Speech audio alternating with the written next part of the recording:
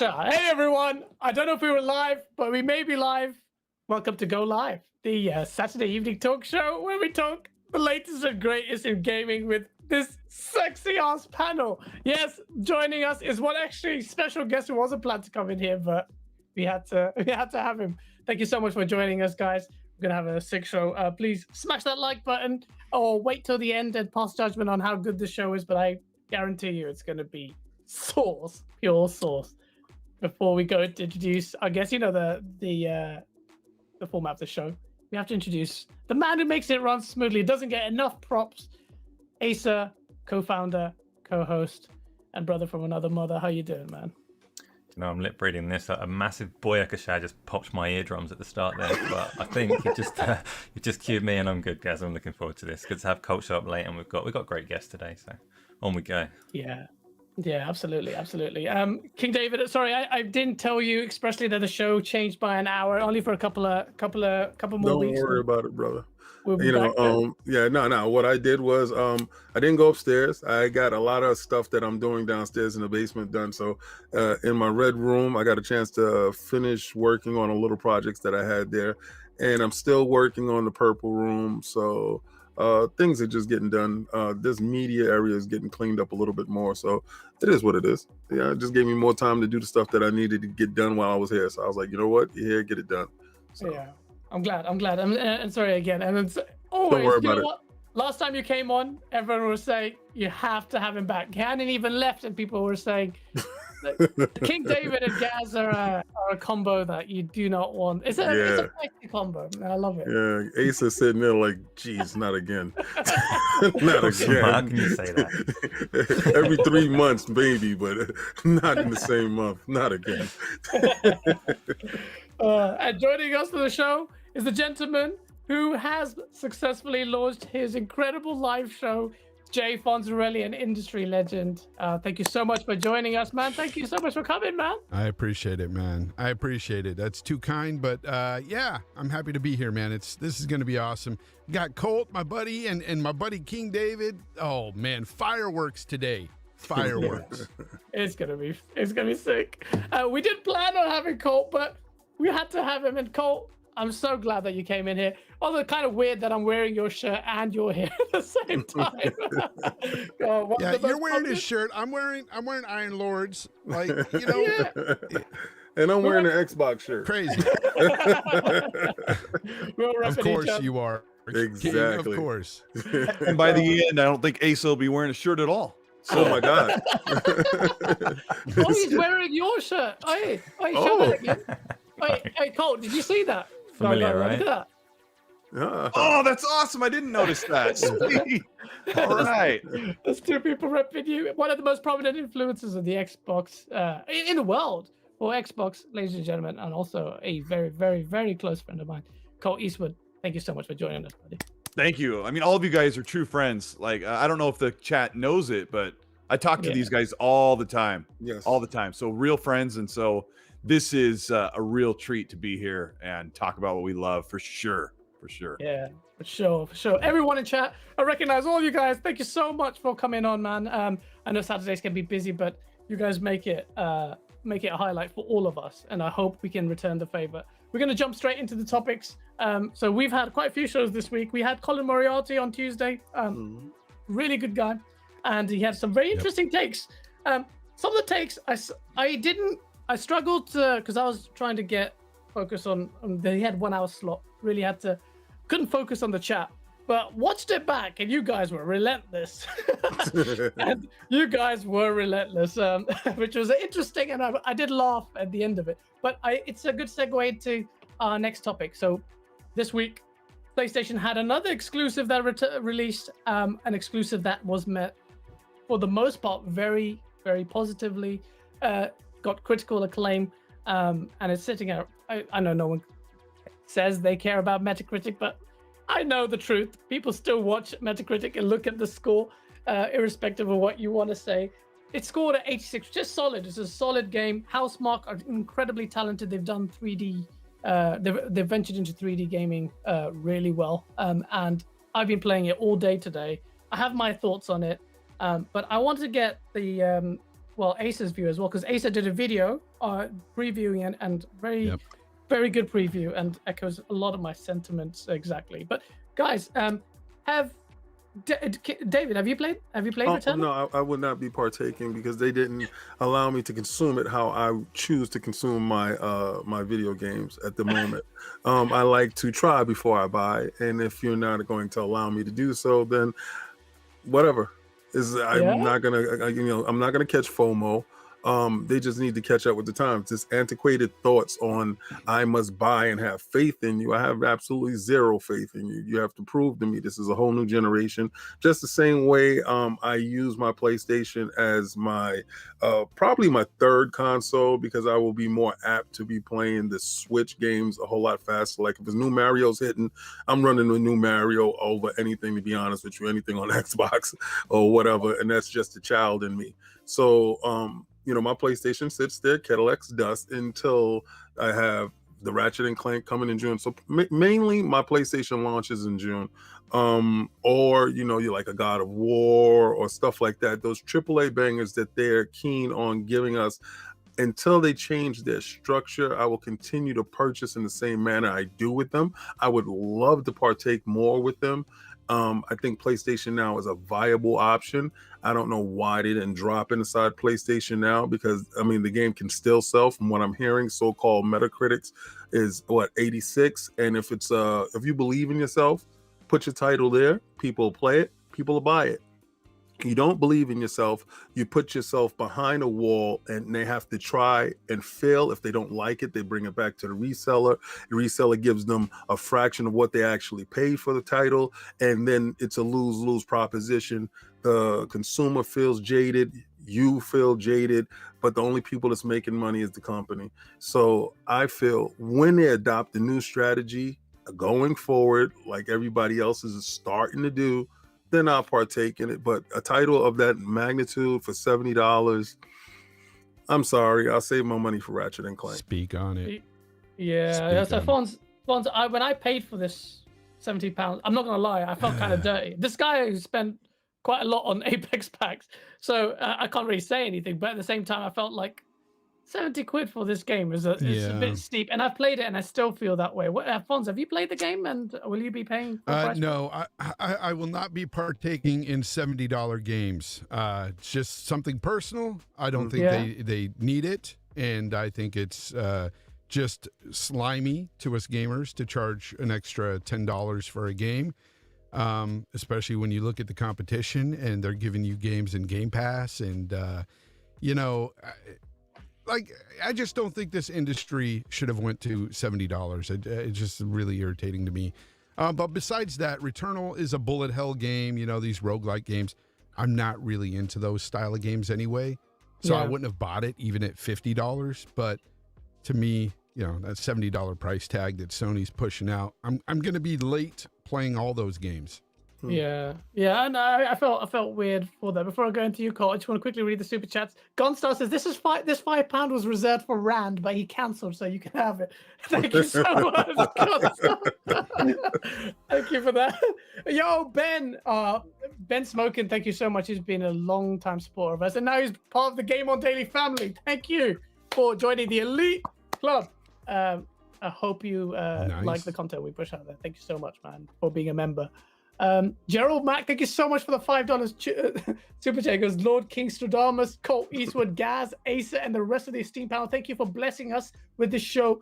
Let's get it. Thank you so much, and thank you for your generous donation, man. We are going to get into it. Colt, I know you'll be playing this game. Me and you'll be talking about it today. Yeah. Before we talk about the game itself, What do you echo the sentiments of King David and Fonz about the £70 or dollar price tag, and it's being a bit out of touch? Or does it sting? No, I like to blow my nose with my money, so I just no.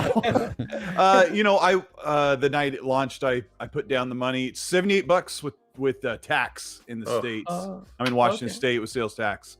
So yeah, I mean it's a hefty price to pay for an amazing AA studio that made their first AAA game. The game is really impressive. There isn't, I guess there's a story that comes along with audio logs, so it's really challenging. And my buddy Randolph Thor is like, beat all the bosses with one try. I'm like, shut up, Rand. Oh my god! When I saw that tweet, I wanted to sit on his head, and not in a fun way. Yeah. I mean, Rand is probably one of the best gamers in the entire community. Yeah. Oh yeah. In our community, in our circle, the 20 to 50,000 people we talk to all the time, like Rand is top tier. Yeah. And then when I sit down and play the game and say, "Oh, I died like 4 times on the first boss," he's like, "I got that on the first try," and then he puts out tweets. Yeah, this game is different than what most people would expect because it's a rogue game. So yeah. But did you? Because and also Rand, that tweet motivated me to do well. So I was about to lose the first boss, and I beat it. I was like, "Yeah, damn it, Rand!" Second boss killed me, and I was like, "Damn it, I'm actually officially worse than Rand." At that game, but that game is really hard. No, that's really hard to the point where it's frustrating beyond belief. Fonz? Colt, there's a reason why he's the man with the million. Oh, there you go. There you go. Yeah, there's a reason why he's got that million gamer score. I'll tell you, there's another reason why I play. There's two splits here. I wish that I could play this game on my Xbox because I turned it off for the night and picked it back up in the morning, and it reset the game. And quick resume doesn't exist on the PS5, but the DualSense controller is really amazing. Like, it's a really cool thing to experience. But there's just so many trade-offs on the Xbox that there's no way I would play my multiplats there just for the haptics in the middle of the controller. You know that you bring up a good point about that, because I was talking to Ainsley just a while ago. I did Season Gaming, by the way. This morning, and he was talking about him playing Returnal, and he tried to put it in suspend mode a couple of times, and it burned him. It started over. And oh my god! And the fact that there is no real save in this game is an issue, because you have to sit down and commit to a couple of hours just to get through certain areas. If you don't commit to that time, it's going to burn you. You're going to have to start over. You can't just turn off the game. Well, you'll lose everything. You'll lose all collectibles and all weapons. You'll still keep some progress in terms of skills, I believe. But you have some upgrades. You lose. Well, but, and that's bad, because if a game isn't going to respect my time as a gamer, I'm not going to play it. We used to play games when we were kids on the Nintendo system, and they didn't have any save or checkpoints. And we left it on. But we left it on for days. We left it on. Remember that? You know what? We're not living in the 80s anymore where we have to do that. We should have saves in these games. I'm sorry. To me, this is a cheap way to say, "Oh, it's hard, it's tough." No, because you could be great at the game, but if you don't have an hour plus to spend on at a time, you're screwed. Housemarque is working on it, though. The other day, I turned my Xbox on upstairs, and I said, "You know what? Let me get some Neon Abyss," and because the wife was taking a shower, so I was like, "Let me get some Neon Abyss," and I forgot where I left off at or whatever. It quick resumed, and it was dropping me down exactly where I was, with all my little minions floating behind me and everything like that. So when you say that, we're at a point right now, we take quick resume for granted. Because when we do log into another console that doesn't have quick resume, it's like, what the hell are you doing? Like, what's up with you? Like, why? And I got to give a shout out to Jason Ronald and the great team with the software and the foresight to say that they wanted this in there, that they made sure that it was a feature in there, and it was talked about, but not in great length. The Xbox community that does partake inside a Series X or Series S understands what quick resume is. But the other people that have not experienced, they don't know it until it happens. And when it happens, it's like an aha moment. And then you really can't go back. Yeah. Do you agree with that, Cole? Well, you kind of echo the sentiments that your multi-platform games, you can't see yourself playing them on other platforms. But I have to be honest that I love the new DualShock. It was so nice. It's like another. It's an enhancement to the auditory experience. I got the Pulse headset. The sound was amazing. That headset is amazing, by the way. And then that controller. I was thinking, am I missing out multi-plats on this? But then, what's more important, the haptics or the? Lots of things are important. Like that. I think haptics is one thing that feels really great. But Housemarque said they said we're not talking about it right now on Twitter today, which means they're listening and they're going to do something about a save state or some type of way to fix that. But I more than likely, like, this isn't a huge complaint that you lose progress if you shut off the console or if it crashes, because more than likely people are walking away and taking a break after they die and get spawned back at the ship. There's also checkpoints, and it's not a whole review of the game, but you can cash in your currency to stay at a place where it will respawn you in the middle of the map if you happen to find that where it is and do all that stuff. So there are some things. It's not exactly like most Rogue games, which is why people are scratching their heads over it, but it's a pretty dang impressive game, and this studio makes really cool arcade games, and this is their first big one. So yeah, no, it is. Hey, so you went hands on with it, and you had a mixed review. I think when we were talking, you said you felt that Returnal was a bit overrated. Do you stick by that? I wouldn't have used those exact words, although it would be fair. There's quite a lot to unpack. There's been quite a lot said already. So the safe thing, I think, certainly, I think journalism has done a little bit of a disservice to people by not making them more aware of that, because when you are talking about a game that you have to pay for up front, that's a big deal. And like Colt says, Housemarque are listening, and they're likely to address that in future, because the feedback on it from people owning the game at home is pretty strong. They want to be able to take a break when they need to take a break, because it's a game and that's kind of how life works. But that's not, for me, that's not going to fix everything that's wrong with Returnal. So Returnal, if you haven't watched the impressions that I gave on it, the moment-to-moment gameplay is really, really good. But if you've ever played Hades, then you know what a roguelike should be like today. You should be able to... And go watch Ace's video, please. It's like 8 minutes, isn't it? And he has some good little moments in there. I really like it. And he had top quality like capture too. Yeah, he's good at that, but he put this one part at the beginning where he was talking about it feels like he's flying a real ship or something with the adaptive controller, and I'm just laughing like the way he does this. His childlike innocence, it's great. Yeah, I died. That's what you do in Returnal, you would die. Yeah, well, thanks for that. That clip's actually Pretty just much. so when the game came out, I live streamed it, and that is a clip taken straight from the live stream. But yeah, so if you play Hades, every single time you have a run, whether you're good or bad or brilliant like I am, it doesn't matter. You feel like you've done something good. The game progresses. It gives you something new, and it's fun, and you want to play again and again and again and again. I played through a first run of Returnal. On my second run, I got really tired and wanted to go to bed and started jumping off of cliffs because there's no way to stop the game. Yeah. Because this was launch day, so I started playing at midnight, and on my second run it was getting to 2:30, 3 in the morning. I had a video to make on it, and I wanted to stop. I was like, this is problematic, but I don't feel a massive drive to go again. It's not giving me new powers. It's not giving me this Daedalus hammer if you played Hades. It's not giving me new things to unlock. And mechanically... You're not holding onto a gun. Like, it's a big deal, too. That's true. Well, the guns would be an obvious way to try and adjust it, but mechanically, it's the moveset is pretty similar to Hades, so they need to have a look at what Supergiant did and see how they can make the good bits fit, because they could do a lot more with it, and it could be a really, really special game for loads of people, and it's just not quite there. So what you're yet. Saying, Asa, you're saying this is not Game of the Year for you? Wow. Because I'm seeing a lot of people saying this is the Game of the Year. No, Ratchet will beat this from Game of the Year if it's against those two games. But mine stayed on for like half a day. Gaz and I were on the phone off and on taking care of some stuff that we were trying to figure out, and I left my game on, and I kept going back to try and play it, and then something else would come up, and my game was still in the pause menu for quite a while.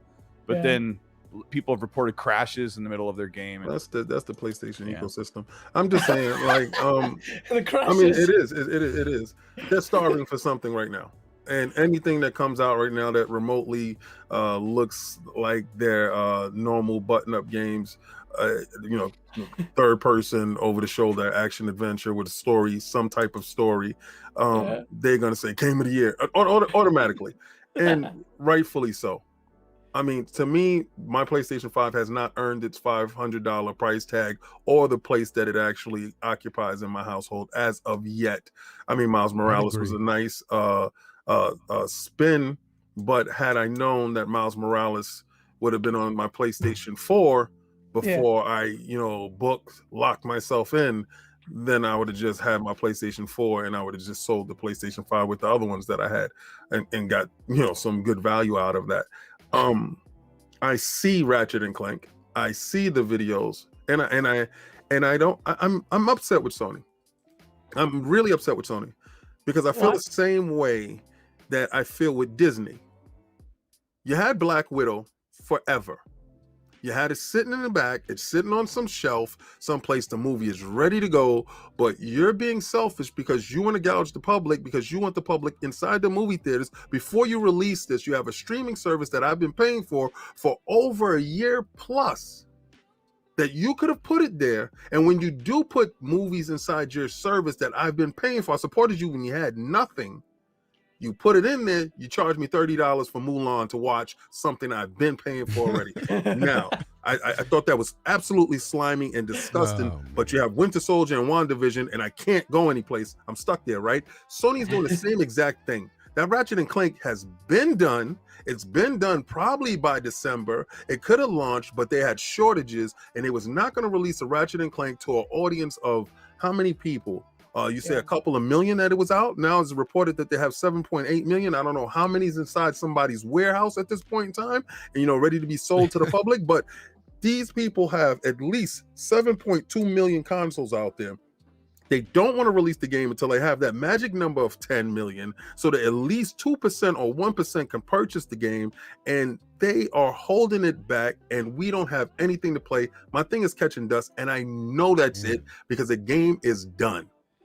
Yeah. I never thought about that, King, but you could be onto something with holding back the games for, an audience if they're PlayStation 5 exclusive. Definitely. I can see that.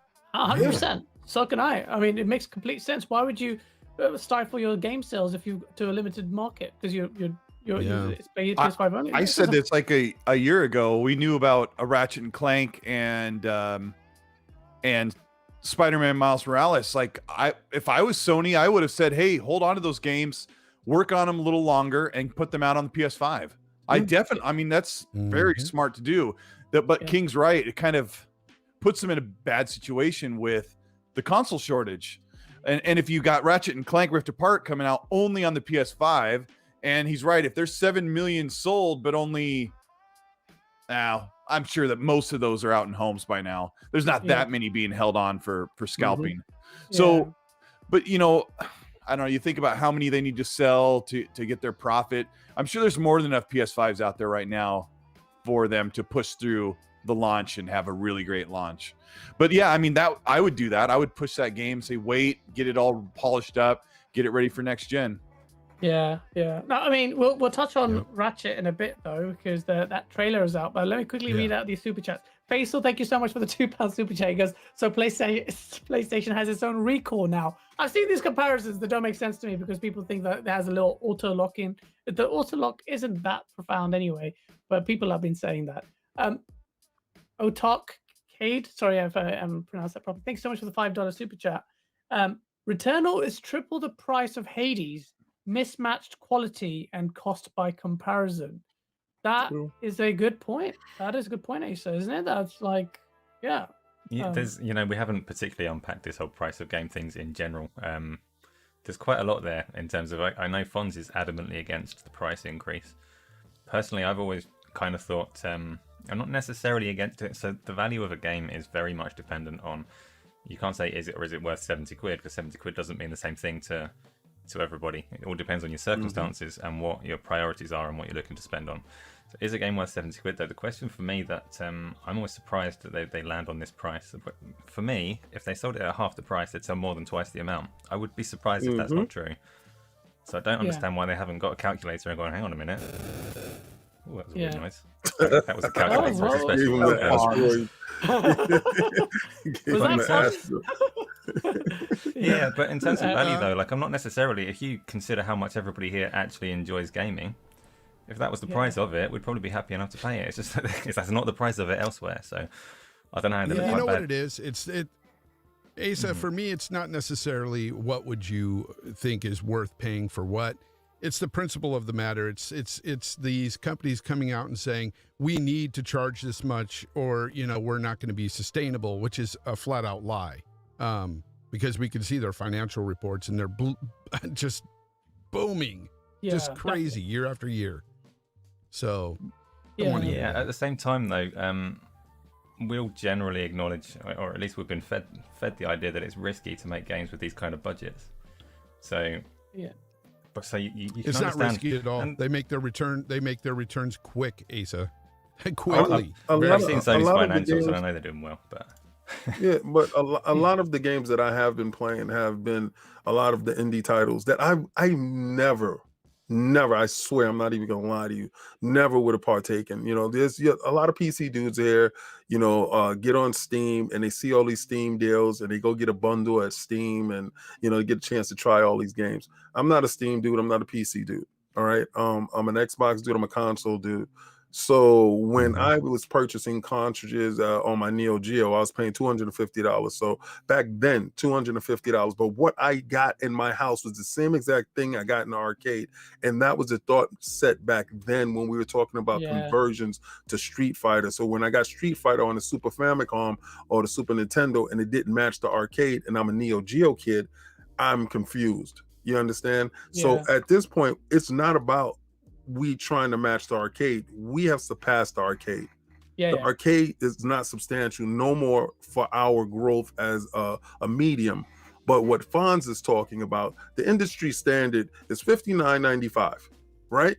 The uptake, and you're going to tell me the graphical uptake is charging you more money, but there's indie games that are equaling a AAA experience that has not broken the threshold of $19.99 or $10, and they sell quadruple to that of God of War or Spider-Man and stuff like that. So how about you pare down your budgets and work on gameplay and stuff like that, because the indie market shows you that is possible. So you don't have to raise the price tag of games.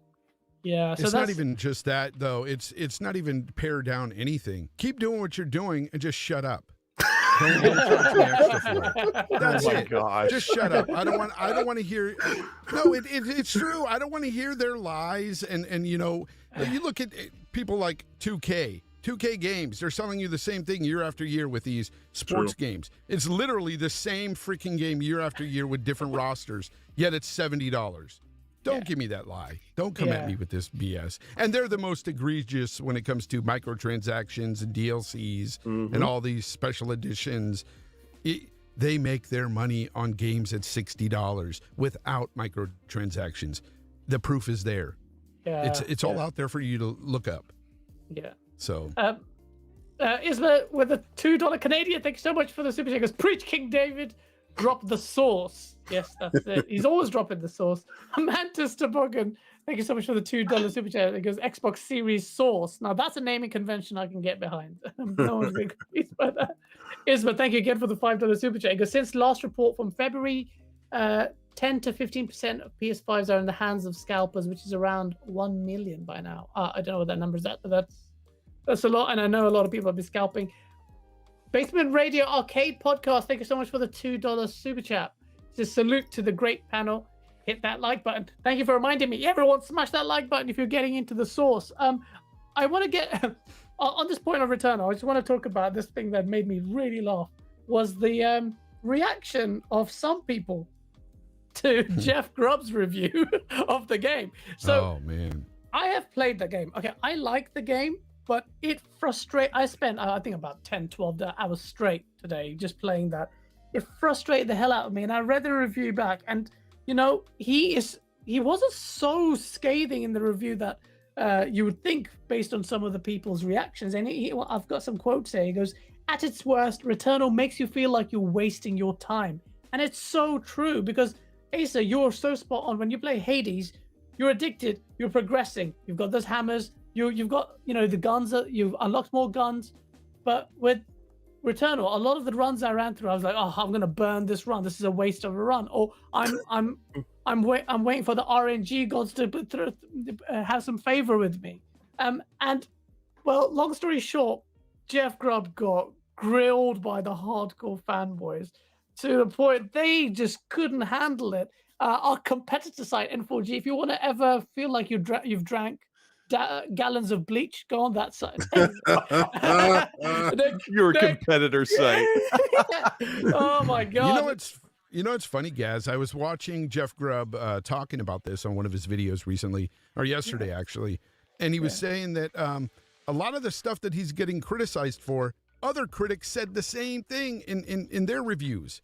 And it's just that they weren't being as harsh with their review score overall. The number, yeah. And it's like, it's like, and some didn't even put a number on it, and they were saying the same things. Like, exactly. The game has its issues, just like any other game. You know, there's issues, and you know, I preach, kudos to all these critics out there that do that are honest about this stuff. Like, I appreciate this. I appreciate honesty. And if he doesn't like something, so what? It's an opinion. Move on. Yeah, exactly. Yeah, but the people are hung up over the score because he's got a 5-star rating, and that translates sometimes in the view of gamers quite harshly in terms of the numbers. It's so stupid, but you should have seen. Then they pulled out his comments on the Medium. They pulled out his comments on Crackdown.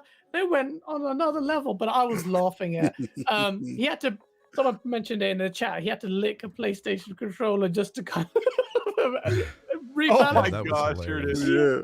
There he is. Oh, you managed to put it on screen. I love Jeff Grubb, man. Honestly, he's got this. He's got like my kind of energy. I love this guy, and his review is spot on. He's spot on. Like, I like the game, but it's so frustrating, and I cannot, with a good conscience, recommend this game at full price, because everyone's asking me. Darge was asking me. Others were asking me, should I pay? Is it worth $70? And I just said, I can't say that. I just not. I had a friend of mine in the chat today. We was playing Outriders, and he said, I'm gonna give my PlayStation some burn. I said, oh, okay, that's what's up. I'm getting ready to do a podcast right now. So, I was getting ready to do Brap's podcast and this morning. And so I said, what you going to pick up? What are you playing? He said, Returnal came out. And he said, it looks like Control, man. I'm about to get into that. I said, brother, it's not man. Control. He said, what are you talking about? It looks just like. I said, wait a second. I said, Control is at its worst is a Metroidvania type of game. To go to sections, you get certain things to unlock different sections that you can go back to, and you backtrack and you get different powers and stuff like that. And by the time you get to the last boss, you're damn near omnipotent, right? Because you have gotten all these powers. I said, that's not this. I said, this is more like Dead Cells. And he was like, what's Dead Cells? I said, it's in the Game Pass. Go try that, or go try Neon Abyss. Hit me back and let me know. I'm on Brap's show. He texted me. He said, oh, hell no. You saved him. You saved him. Because he didn't know. Like, the marketing behind it, the visuals, the trailers and stuff behind it leads it to be something else. And nobody wants to buy a bunny rabbit to find out it's really an anaconda. They don't want that, type of thing. So I think you have to show that a little bit more, than deceive the public going in. And you're right, though. I only very lately found out, Asa, that this was roguelike. When did you, sorry, Asa, were you going to say something? No, I was just going to say, you were saying that you're not, if people are asking you if you would recommend it or not, you can't unequivocally recommend it because it's definitely not for everybody. But if you've got your PlayStation 5 and you're looking for something to show what the hardware can do, It's a Mhm. showcase. It looks nice. It does you a nice sound. It does you. It does. It rains in your hand. You hear people saying, "Oh, it's just like real rain," like they've never been outside and felt real rain. Rain doesn't just sit in the palm of your hands, people. But it is a nice tech demo. And if you like that kind of game, you probably there's people out there, and they'll think this is their Bloodborne. They'll have a great time with it. They'll play it for hours and hours and hours. But you just need to understand what it is before you get it. That's expensive tech demo. It's very expensive tech demo.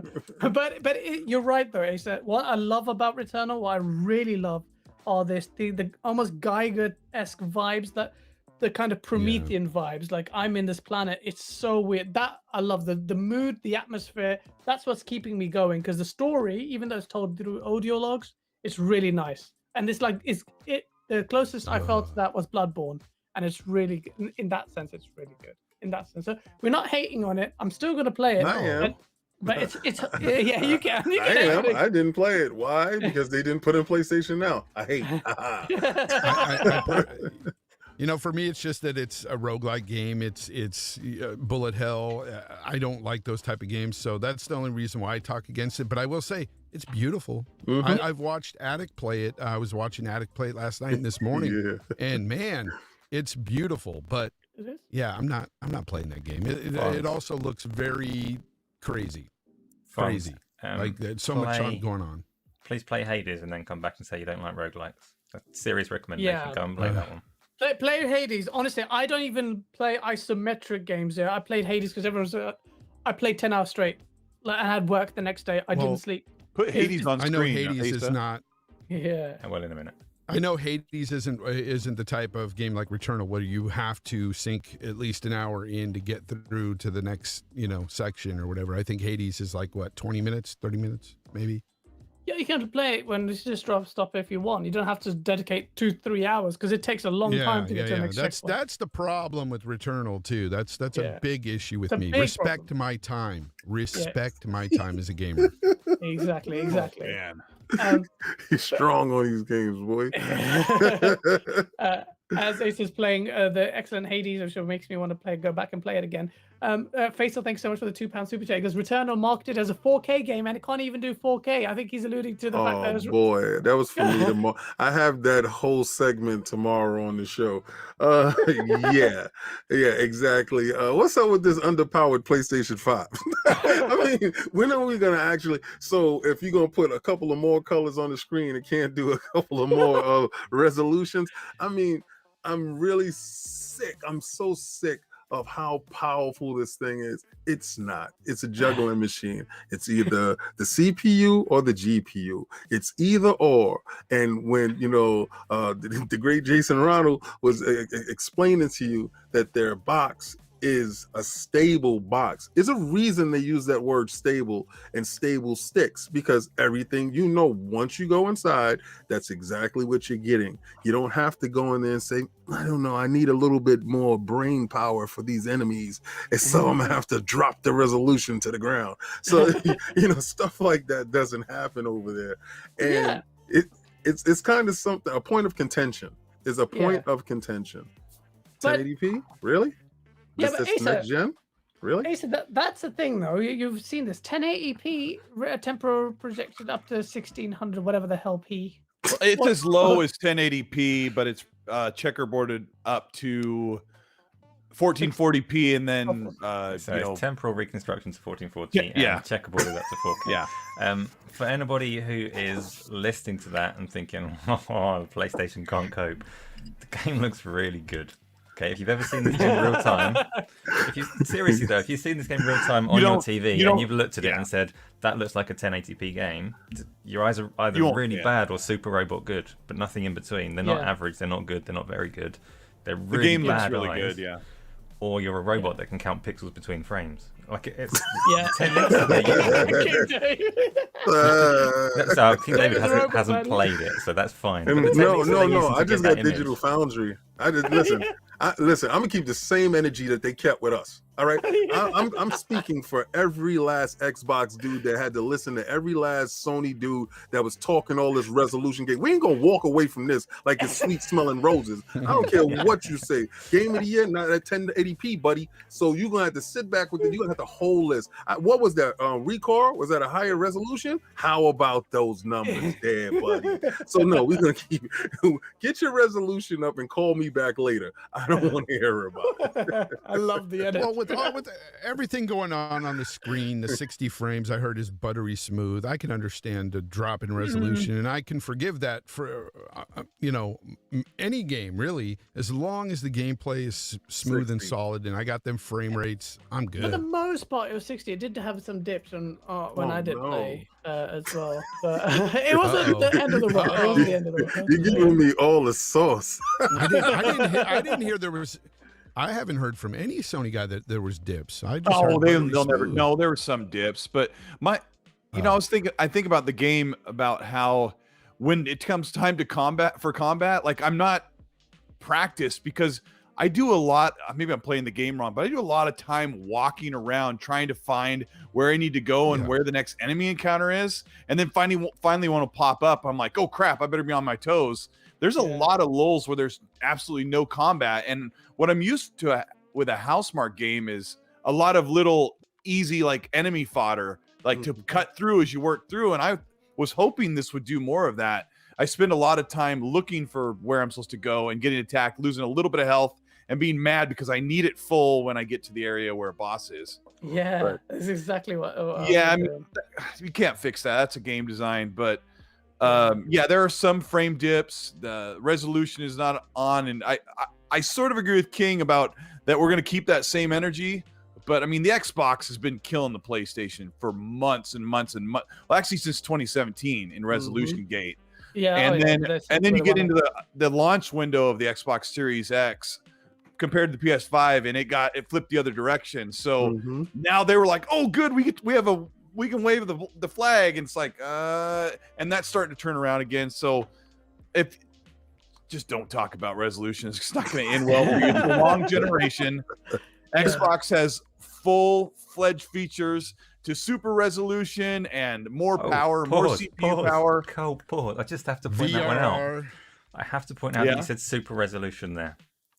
Right. The purpose of super resolution is to render at a lower native resolution and still look good. Yes. So the purpose of it is to do what Sony are doing. Like, they're going to compare like the Series S is the real winner in DLS or in oh my Super god, effects. I forgot what they call it for AMD. I haven't reported on it in a while. Super sampling effect? Yeah, where you're going to get a game that will look side by side, fidelity very effect. similar to the PS5 counterpart on a Series S. Yeah. So it's going to be really impressive. So like John Linneman said about a year ago, that we're going to stop talking about resolution. They haven't stopped talking about it, but it's going to become less of a big measuring stick because games are going to look really phenomenal. They're going to run at higher frame rates.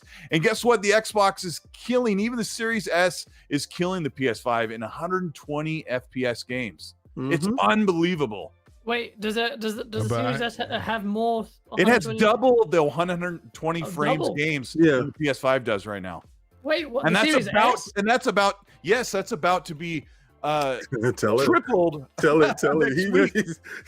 Okay. So if it's true, I don't want to get to this early, but if it's true that there are a large group of FPS boost games coming to the Series S and X in the next week or so, or next 2 days, 70. it's going to be an unbelievable matchup of the Series S outperforming in way more games than even the PS5. Pretty crazy. What? That's what I was alluding to early on. Oh, is that what you're talking about? I try not to say much. I keep my mouth shut. So we're gonna hear a lot more boosted games, I think, on Monday, guys. Is what they're alluding to. I hope so. I don't want to wait. I mean, I even went and installed a bunch of I installed like 5 games that could be possibly announced. Yeah. In interim. Yeah. I just have to, I'm waiting. I just have to insert some, I'm going to be a devil's advocate here and just say, you guys are talking a lot about all this resolution and all this stuff, but when that next God of War comes out, I think a lot of people are going to be quiet. On the no. side. Oh, yeah. I'm going to be loud. I'm going to buy it. Yeah. Fine. Well, I'm gonna Let's buy be it. real, and let's be real. Ratchet and Clank is the best looking game I've seen this gen by far. I was going to By go into far. that. That's a very good point. That's the next topic we're just going to go into. Before we do that, and I can see King David. Let me get to you. Let me get to you. Yeah, Just go ahead, very get to quickly. me. Let Yeah. me quickly read these super chats because the chat's scrolling up. I'm going to lose them. HRK, thank you so much for the 25 HRK. I don't know what that is. If $70, $80 is the price of not having microtransactions, I can live with it. He says. I hate microtransactions. Some games can make profit with $60 prices, others cannot. That's a fair point. They're not going away though. They're not going away because of people like me. That's Yeah. why. Basically, thanks so much for the $2 super chat. Returnal is in Qatar. Oh, that's where you're from. Is around $95. Oh, shout out to Facebook from Qatar. I love Qatar. Darge Knight, thank you so much for the £5 super chat. Because sexy panel could have done with me on it to ugly it up a bit. Come on, man. You know you don't believe that. You take more selfies than any grown man that I know of. So. Oh my god. Oh my god. Mad love. You know the joke. Dan Lazaro, £2 super chat because Lord King is a treasure to the community. Yes, you are. Thank you, sir. Thank you. Yes, he is. And I think we all echo that sentiment. Kay Asante, thanks so much for the $5 super chat. Goes, salute, gentlemen. I'm here for the smoke and the sauce. Seems like I'm right on time. King David was launching that sauce before we were in the green room. So it was guaranteed when King is here. Otark Cade, thank you so much for the $5.69 super chat. Because the biggest software company in the world is a pretty huge exclusive advantage. Sauce. Yeah. Gunstar, thank you so much for the £2 super chat. You found some pennies after your rand budget. Are there any 120 20 hertz AV receivers though? What are you talking about, Gunstar? I have no idea.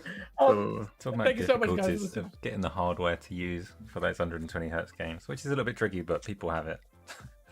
Yeah, I have it. Yeah, Gunstar. But it's a good point. It's a good point. Ratchet and Clank. So we're all talking about power. King David, you were talking about power, but Fonz made a sick point, right? Me and Colt, we played the trailer. We watched it at the same time. We played it together, and we were like, "Oh my god, Yeah. that looks incredible!" And nuts. It looks nuts. Yep. So you're talking about this underpowered console, but when is Xbox gonna have a game that looks as good as Ratchet and Clank? When they ever get a studio that's as good as these dudes. And do they have a studio as good as them? No. They're very good at what they do. Let's not sugarcoat it, because the last Ratchet and Clank on the PlayStation 4 look equally as impressive, good. right or wrong? Yeah. I said the same thing, didn't I? don't Yeah. agree. It was you one of call my the same I don't first. agree. Yeah, it was one of my first games. Played it. I played the hell out of that game. Yeah. It's one of my first games for the PlayStation 4 that I sat back and said, I love you.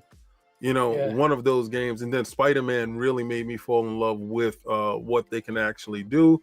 And then I'm not a real fan of this God of War at all. All right. But I respect exactly what they do.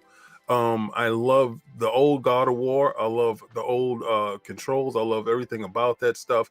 But I just got to get used to is changing times, and it is what it is. But it's not saying that it's not beautiful, but fighting the same troll over and over again doesn't make a great game. Sorry. And fighting the same antagonist throughout the whole game. The whole game I got to fight Boulder. Please, those kids here and there, whatever. Ratchet and Clank. It's going to look phenomenal. It should. It's been in development forever. Came from a PlayStation 4 game to a PlayStation 5 game. Yeah. Phenomenal looking game. Looks so good. Yes, they have mastered their storytelling. They want to be a Pixar movie. You saw the movie that was inside theaters. This thing looks absolutely close. Yeah. And I'm not saying that it doesn't. I'm not taking anything away from it. I told you in June, they should be able to justify that $500 price tag that I forked over, because up until this point, that little 3-hour game of Miles Morales DLC that I got did not justify $500. Maybe the $70 game that you're asking me to pay that $10 extra for that looks like a Pixar movie justifies the $500. Maybe I get the gameplay out of it. But if I get any problems with this game, you're going to get all the sauce. Okay? That I know we will. But It better not be 1080p. I don't give a hell about super sampling. I don't care what it looks like. If it's 1080p, I don't want to hear it. Give me 1880p or something. Or how about some 4K? How about, I paid for a 4K television. Let's about using it. How about using it? Yeah. So let's go. Yeah, sorry, Colt. I think you're gonna make the same point I am. Yeah, go ahead. Yeah, I think we probably are. I think this game runs at 4K 30 with ray tracing. Thank you. And then there is a performance mode that is probably dynamic 4K 60 with pared down ray tracing like they're doing with Miles Morales. So those of us who are going to play it at 60, this game looks incredible. Looks really incredible. It looks. You have to give a shout out to Insomniac. No Fonz, I was going to say something about Insomniac. Because I was basically. I think. Go ahead. So I'm just to go double back to you. This question, when I was framing it in my list, I was inspired by your video, and we're going to go and touch on Starfield in a bit and the quality here. And I just look at Ratchet and Clank, and I'm just thinking, when is Microsoft going to have this kind of quality assurance of this kind of quality? But go ahead. Sorry, Fonz, what were you saying? Okay, yeah. Insomniac, look, they've become a developer that, when people talk about, say, Rockstar with their visuals and animations and stuff, or Naughty Dog with theirs. Yeah. Insomniac is right up there, in my opinion. Every bit so. And when I played Miles Morales, I bought it on the PlayStation 4 for my daughter. That's the only reason why I ever spent $50 on that game, or else, I wouldn't have bought it had she not wanted to play it.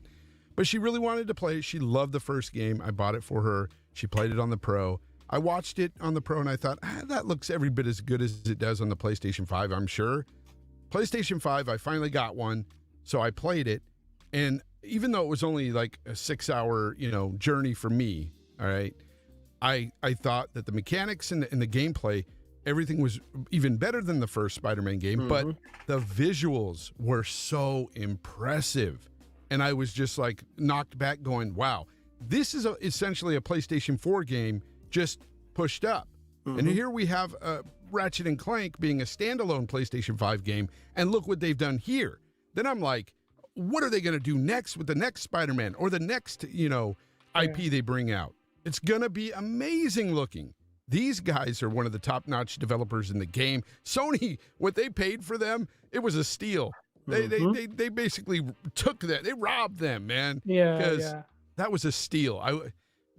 Until the next time we'll see something like this from Microsoft is when they can get a studio like this, of this caliber. I'm not saying they don't have it, because I think with the Bethesda acquisition, Bethesda games are not known to be lookers or anything. They do have a new engine now. I don't know how that's going to play out with Starfield or whatnot. I'm waiting on that, but I don't think you're going to see the same type of graphics that Insomniac can bring. Look at Wolfenstein Machine Games. Like, look at Wolfenstein 2. Yeah. Game is freaking they look stunner. good. It looks they look great. good, but it's not Insomniac great. You know something, Fonz? So. I think what Insomniac does better than any other developer is the marriage of graphics and gameplay. Yeah. All right. The Spider-Man gameplay and graphics is breathtaking. Same thing with the Miles Morales. The same thing with the Ratchet and Clank games. I think the marriage between the two actually coincides with each other really well. A lot of developers either have great gameplay and graphics is or great graphics and the gameplay is These two always meet and intersect at the same space, and they actually do really well with each other. So I don't know the philosophy in the developers when they sit down, but I know gameplay has to equal a graphical fidelity, and they have married it very well. Yeah. Shout out to the guy in the chat that says that I'm wrong about the possibility of Starfield having some bugs in its game. Dude, it's a Bethesda game. It's going to have its fair share of bugs. Yeah, yeah. They're yeah. not going to clean this up completely 100%. And if you think back, I mean, recently, no game has come out without bugs. Facts. Every game has come out with bugs. Period. You can't name one. They're all buggy. Yep. So Yeah. it's just the Yeah, times we live in, man. Yeah, worry about if a game has so many bugs that you can't enjoy it or it ruins your experience. Exactly. And I've had a couple games that did ruin my experience, but most of the time it's like, oh, it's annoying. Oh, that should have been fixed. Annoying. But I think people annoying. I think people that's an inside thing. But I think people get really crazy, don't they? They're always looking for something to whine about. And but then again, developers have a responsibility to give us a polished game that they've worked on for years, and you shouldn't have terrible crashes and things hanging up all the time. And I also think that developers have to be super gun shy right now in the wake of the pandemic with delays and what happened with Cyberpunk and what's going on with Halo Infinite. You can't phone in some things. You have to deliver the best of the best and tell your publishers and the management that you need more time, because gaming is a big deal. It's getting bigger than movies. This is a big industry, and it deserves the time and the money and the care and attention that people who worked on games for years want their game to come out and look like. But then why does Halo Infinite not look as good? Because I saw the Halo. Okay, this is because Microsoft, because 343, not Microsoft, 343 thought their game looked good enough, and they were ambitious to show it, and they weren't worried about the wrinkles, and they didn't take a step back and think, is this going to be okay? And they went ahead and just showed the game, and maybe they thought they were going to go ahead and just release it in November the way it looked. It was a bad idea. Now look at them. They said they gave it the entire year. You should have just stopped at 343. That's all you had to say. I thought the game looked fine. I'm probably in a very minute majority. And because I went on Ainsley's show, Season Gamer. I went on Season Gamer, and I got blindsided because I had no idea what the hell Craig was. I did not know what anybody was talking about. And then I saw, I saw every Craig meme in this universe. And I thought what they did was take the last boss at the end of the game and then stripped him of textures and made jokes out of it. Come to my surprise, it was actually an NPC inside the game. Yeah. It's a damn NPC, dude. It's not a main character. It's not even a supporting character. No, he's a fodder. He's a dude that gets shot. No, it wasn't the main guy. No, just one brute. There was one brute that got shot. That main brute looked ridiculous too. The one that on the telecom call. But they didn't have any ray trace. They didn't have anything into it. They just had development kits that wasn't even mature yet because AMD didn't release all the codecs and all that other stuff until the summertime. Yeah, but that thing was running on a PC. That was a PC build. And you know this, Colt. Like, you know exactly the ins and outs, and Fonz knows the ins and outs of the back of what's going on. What was really going on in the background? This game, they danced with themselves in the mirror. They thought they had some dance moves, and when they had to go to the damn club, their dance moves really wasn't there. They was offbeat and they looked kind of funky. Well, let me tell you what happened to me, King. I had the same thing that happened to you. Is I watched that showcase live like everyone else did, right? And directly afterward, I had an interview with Major Nelson, so I missed the whole Craig and the poppy texture because I watched that 8-minute continuous gameplay and I thought, wow, Xbox finally did it. They showed one continuous gameplay. They didn't show some crappy montage things saying, the game's coming out in 2 weeks like they did with Gears 5. Yeah. So I got on the interview with Major Nelson, and when I watched the something on my mic. All right. I said when I watched the thing before I talked to Major Nelson, I thought, this is really cool. This reminds me of Doom 2016. Like, this is super fast combat. This is really cool. And this is something that I was looking forward to. So I got on the interview with Major Nelson. I said, that looked really phenomenal. It looked outstanding. We got to see gameplay. It looked fast and it it looked quick and it looked fun and vibrant. And he's like, yeah, it was really great. But I didn't know while I was recording the interview, everyone's hating on Twitter and doing their dance moves. Yeah. And then when I got on with RDX with Fonz and Dealer and Zocker, they were all mad because they've been fighting with trolls about how Craig looked ridiculous and all this texture pop and stuff. And I'm like, my memory was seeing that in the moment. Like the gameplay looked really great. Yeah. And I already knew 343. Here comes the banger. You ready for this? The best looking Halo games. Mm-hmm. The best looking Halo games are from 343. 100%. Hands down. Yeah. Hands down. Halo 4 and Halo 5 look phenomenal compared to Halo 3 and ODST and Reach. Yes. And Halo Infinite. I'll be honest with you. Like, Halo 4 and 5 actually looks better in some places better than Halo Infinite. Absolutely. So that's what I'm saying. Like, if you think that 343 doesn't know how to make a great looking game and you're worried about how Halo Infinite looks, well, be glad they delayed it because now they're going to put the polish that they were missing. Why the heck they thought they would release that game without the polish? Dumb. That's a good point. I never even thought about that.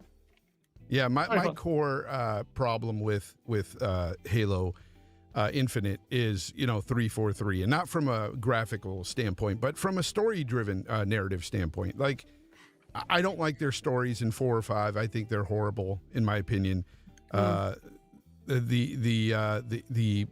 was it called? The enemies, the Prometheans in 4 were just cheap. Yeah. I don't like cheap enemies. Horrible the way they would just like teleport away as soon as you're about to kill them, they get that last shot. No, we're gone. We're over here. It was just cheap. It was just dumb. And the whole boss, the Didact, was just ridiculous. His whole storyline, he could have just killed Master Chief right away. But, of course, they didn't. And it was just, to me, I don't like their stories. The Cortana thing and stuff, I hated that. So for me, when I looked at Halo Infinite, I'm like, that's good gameplay. It looks solid. It looks fun. But what are you going to give me as a narrative? You're telling me this is a 10-year story plan. I don't want to hear that because we know all about these 10-year story plans from other games that claim to have long, story-driven narratives. They're going to chop it up into bits. Destiny, hello, Destiny, don't go to that story. Don't go there, Fonz. King is here. King is here. Destiny, King, don't go there, Fonz. Destiny is a good game to play, but the narrative sucks. It sucks. I'm steeped in the lore, like Fonz. I'm drinking all the Kool-Aid, Fonz. I'm like, see, look, my cup is empty. All the Kool-Aid is gone. Come on, King. I'm drinking all the Kool-Aid. So when they put out these little bits, it's just like, really, that was it. I have to take King David's side, and I boycotted Destiny 2 to the point where I haven't even played it because it didn't support PvP service.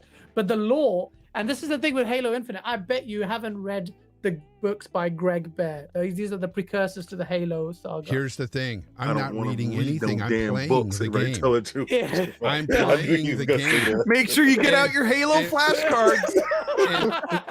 And if you're telling me to go back to Grimoire cards, no, I'm not doing that. I'm here to play the game, sir. And I know when they give me Osiris DLC, I'm like, this isn't it. This is not it. So I'm looking at Halo Infinite going, are you going to give me Osiris DLC too? Because I'm not buying it. So I'm just saying. King, I know where you're coming from. I read the lore of Destiny. It's actually amazing. Like the witches and the worms and all that. It's mad. It's actually sick. It's really good stuff. I'm sorry. The games don't tell the stories. I'm with Fonz with that. You have all this illustrious reading material that you can tell in story form. Do it. You have the audience in front of you. Don't hide it inside the books. Do it. If George Lucas decided to hide everything inside the book, Star Wars wouldn't be as good as it is. Even though you can go and read literature on Star Wars that is equally as impressive as the movies, but and those stories will be told later on. But what Fonz is saying is, if you have our captivated attention at this moment in time, use all that information and put it out there. And I feel you. I want Halo to do exactly that. Some of the enemies that they were doing, it was getting a little bit stale with the same grunts and the same flood at the end, and you got to run and get away and your war hog. And they was trying different things. You got to remember at the time when they did Halo 5 and they had some of the actors, and the reason why their faces was out was because Microsoft invested in that movie studio, and they had these paid actors, and they was trying to get their value back for their dollar. This was around the time when their philosophies was up and down and left and right, and was TV crap.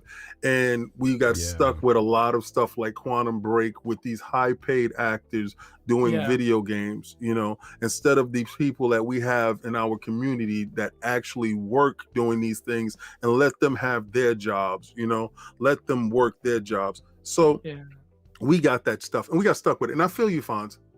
That stuff should have been left out. Should have been. 100%. I want Halo Infinite to be the best Halo there is. I want it to be, because I love Halo. At its core, Halo 1, Halo 2, love those games. Halo Combat Evolved is one of my all-time favorite games. I have so many fond memories of that game. I want Halo to succeed, but I just don't have much faith in 343. That's all I'm saying. I feel you. Fair enough. I want to be proved wrong, though. Prove me wrong. Yeah. I have faith, but it's wavering sometimes. Gunstar, thank you so much for the £2 super chat. Because get yourself an ice cream #budget. Thank you so much. Dan Lazaro, thank you so much for the $2 super chat. Because Xbox does have a studio that is equal in terms of visuals, and that's id Software. Well, yeah. Well, now. Now it does. But that's like a different kind of visual fidelity. I don't. But it did not cost $250 million to purchase. That was an absolute steal. I think, honestly, if Microsoft understood that Insomniac was up for sale for just $250 million, they would have gave them, $500 million. Just get over here, and just remove that clip out of Sony's gun. But good, Sony has it. Good, Xbox didn't have. It's good. Yeah, good. Sony has it. Xbox didn't have any studios. Thank you. When you look back, like people make fun of Xbox has no games. Well, they didn't have any studios really. They were basically running off of Coalition and Turn 10 and 343. That was basically all they had. Halo, Gears, and Forza. Yep. And if you think that Coalition can't make some of the top tier looking games, like Gears 5 and 4 are freaking incredible looking. I've got screenshots of that game where people are like, oh, that's on Xbox. Exactly. Hive Busters and Gears 5, right, Fonz? Freaking eye candy for a game. Great. It looks great. And looks great, but when you look back, I hate how people always they look at Xbox One generation. They're like, what happened to Xbox Studios? Like, it wasn't. There was only Microsoft Studios. Almost all of their games were Remedy, whoever that was that made Recore, Crytek with Rise Son of Rome, Titanfall. There's a whole bunch of games that Xbox Studios didn't even make. And then they had Playground, which making Forza Horizon 2 and 3 in the Xbox One generation was their highest rated games, with Moon Studios making Ori. Xbox didn't even own those studios. So they had crap that they didn't even own. Then they had their best stuff that they didn't even own. And now you fast forward to 2018, Xbox has a whole conglomerate of 23 studios. Almost all those studios are now full of top tier talent. We just don't know what Undead Labs is capable of with a bigger team and more money. And Compulsion is the biggest wild card. They've never made anything super spectacular, but they're super ambitious. They've asked for more money. And King David's talked to those guys. Yes. And I think they're going to step up to the plate. I think all of Microsoft studios are going to step up to the plate, because what you hear from all the studios is the financial cushion and the fact that they don't have to worry about if our next game is going to be successful with the lights shut off. So that means that you allow the developer to have a sense of security, and they can actually just focus. Do you remember the time when you had a full belly and you're inside college and you didn't have to worry about tuition and you're just working, you're just doing your schoolwork, and you gave in your best tests, you gave in your best scores, you did your best schoolwork? Well, compare that to the one that had to worry about eating. Compare that to the one that had to worry about tuition. Compare that to the one that had to worry about sleep. You know, all those little things that you have to worry about piles up, and it affects your ability to perform. 100%. Now, with those things removed, I believe that these guys will flourish, and we will get the best out of these studios during this period of time for the next 5 to 6 years that we do get enhanced gaming, and especially knowing that their games will be promoted to the highest on Game Pass. Yeah, It's insane. That's the thing. That's the point I wanted to make. And Asa, that's the point I was going to reach out to you, kind of this point about, and Bethesda have said this, that Todd Howard said this, like, this will enable them to make the best games possible because they don't have to worry about that. They're not that person striving to survive. But does that mean, Asa, in your opinion, do you think that we can get this pedigree of studios can churn out the kind of visual quality? I think we're squarely talking about visuals here when you talk about Ratchet and Clank. Do you think these studios can churn that quality out? And if so, do you have a couple of studios you could name that you think would do that? Could churn that kind of Insomniac quality. Yeah, that's an interesting one. So Sony definitely don't have a lock on good graphics, and like Cole said, the Coalition are already up there as one of the absolute top studios for visuals. If you go back and play Gears 5 and Hypebusters, they already look phenomenal. I'm more interested in what they can do with these SSDs and CPUs beyond graphics. I want to see who's going to innovate first in the gameplay and physics and all that kind of space. But do Microsoft have the talent? Hell yes, they've got mad talent. Anyone that thinks id Tech can't make a good looking game, if you go back to those Doom games, even on the old hardware, they're phenomenal. They're phenomenal tech showcases. If you look at these guys have already said that 343 made the best looking Halo games. Halo 4 on the Xbox 360 was the best looking game of that generation. PlayStation 3 or Xbox 360, it looked incredible. Okay, you can say that, like, there were contenders, like the first Last of Us game looked good, but Halo 4 on the Xbox 360 was incredible. Halo 5, they were too ambitious for the hardware. The Xbox One let that one down a lot at the point that it launched. If you go back to it now with the Series X enhancements and so on, so it's actually got a decent enough resolution to appreciate the art, that's a good looking game. So can Microsoft make good looking games now? Yeah, but they're on team building exercises. It's going to be another 3 or 4 years. I don't know how that's going to take. It's taken a while, but in the meantime, Sony has still got a big lead on actually pushing out games in this first year. In the first wait till E3 2023, huh? Oh God, Fonz, please don't say that. Why, Fonz? Why would you say that, Fonz? Don't say that, Fonz. If J-Dub's listening, he's my money is on. Nah, J-Dub's in the bushes. He hiding. My money is on Ninja Theory. My money, buck for buck. Oh, my money is on Ninja Theory because Ninja Theory has done more with less.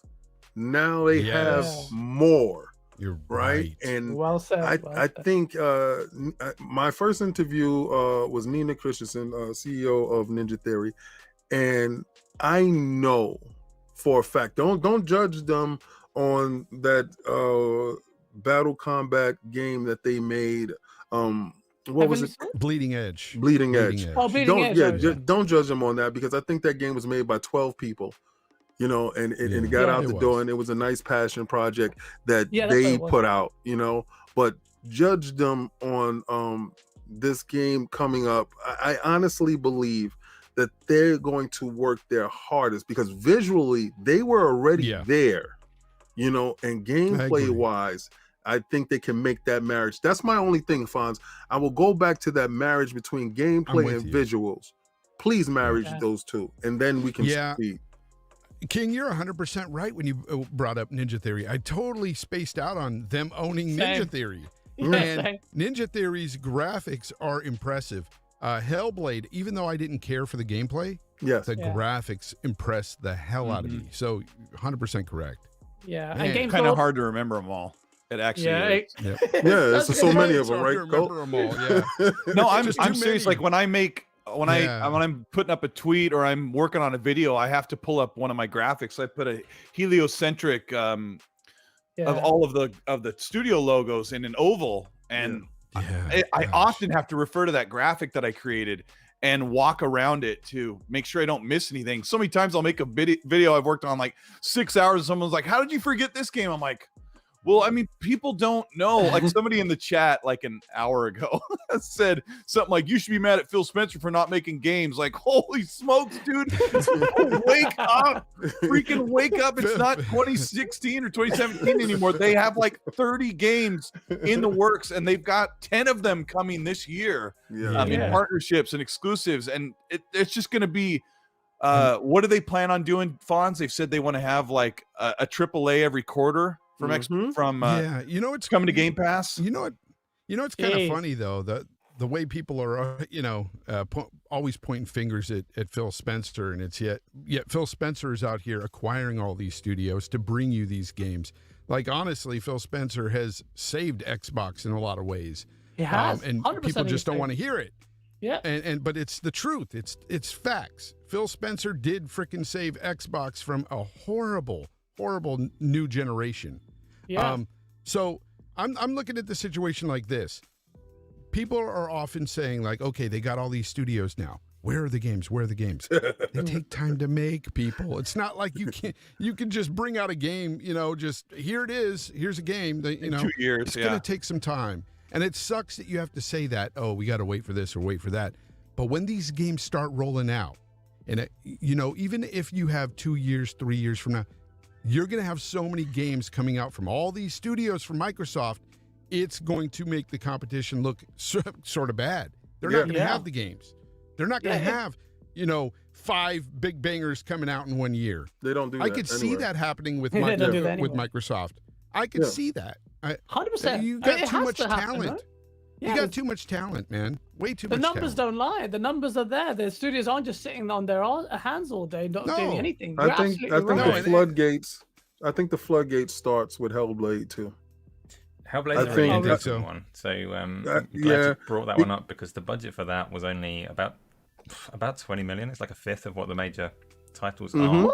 And I'm actually ironically showing the PlayStation version of it on screen at the moment. But it was relatively compared to AAA game. It's not a AAA game. It looks incredible. Yeah, but budget-wise, you're talking about the first one. Yeah, the first one. That's insane. It's basically an indie at that point. Yes. Yeah. Hellblade, and it's award-winning. It won awards in 2017.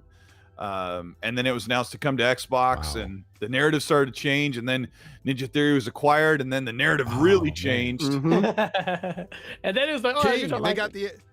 So they've got the 20 million in the visuals already. They just needed another 20 million for the gameplay. Yes, sir. Microsoft's got them for that. Did you see the documentary on them?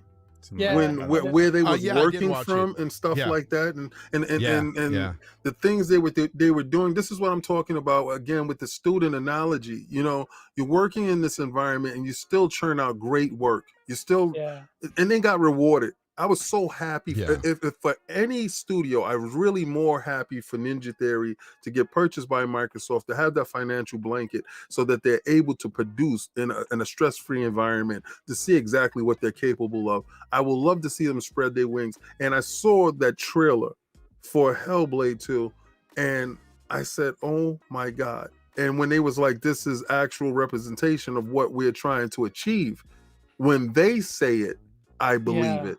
Because you know what? Yeah, go ahead. I really loved their game Heavenly Sword back in the day. Oh yes, I did. I thought it was a really good game. Me too. I just watched the movie again. It was almost like a female God of War in a way. Yeah, that game. Yeah. I had a blast with it. I wish they would bring another one out. I don't know what happened with that IP. Heavenly Blade. I think they lost that IP. Heavenly I think Sword, Heavenly Sword. Did it? Yeah. I think the IP fell to Sony. I think so. And I don't think they had the rights to make the game, because it kind of sucked. It was one of the games that had the control. Remember the 6-axis control? Yep. And that was very fun. When I mean, they had stuff, and they just don't forget, Sony had stuff before that they dropped. That was a good game. It was a very good game. The movie is on Netflix right now. You can go check it out. And it's a good game to play. I thought they were gonna have franchised that like God of War, because they was billing it as the female God of War. And and it didn't pan out, and it was because they didn't own the IP, I believe.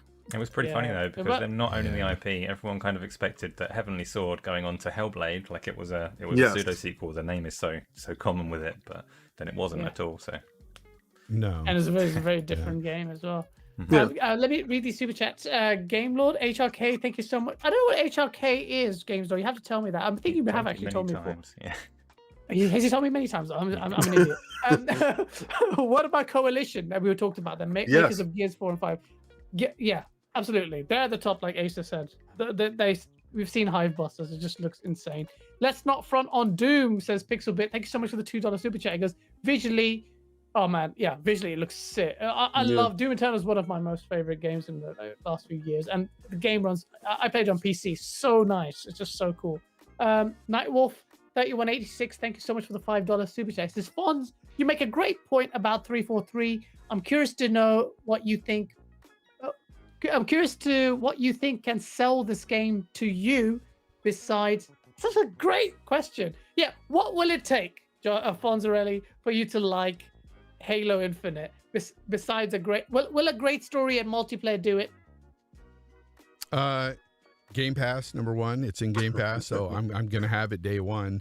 I'm gonna play it because it's in Game Pass. And I didn't like Halo 5 at all. I thought the narrative sucked. The gameplay was good, and truth be told, I played that twice. I played it once before on the Xbox One, the OG, and then I played it again when the X came out because I wanted to, see all the enhancements and stuff. And look, Halo what will can make be you fun like it, though? even without the narrative.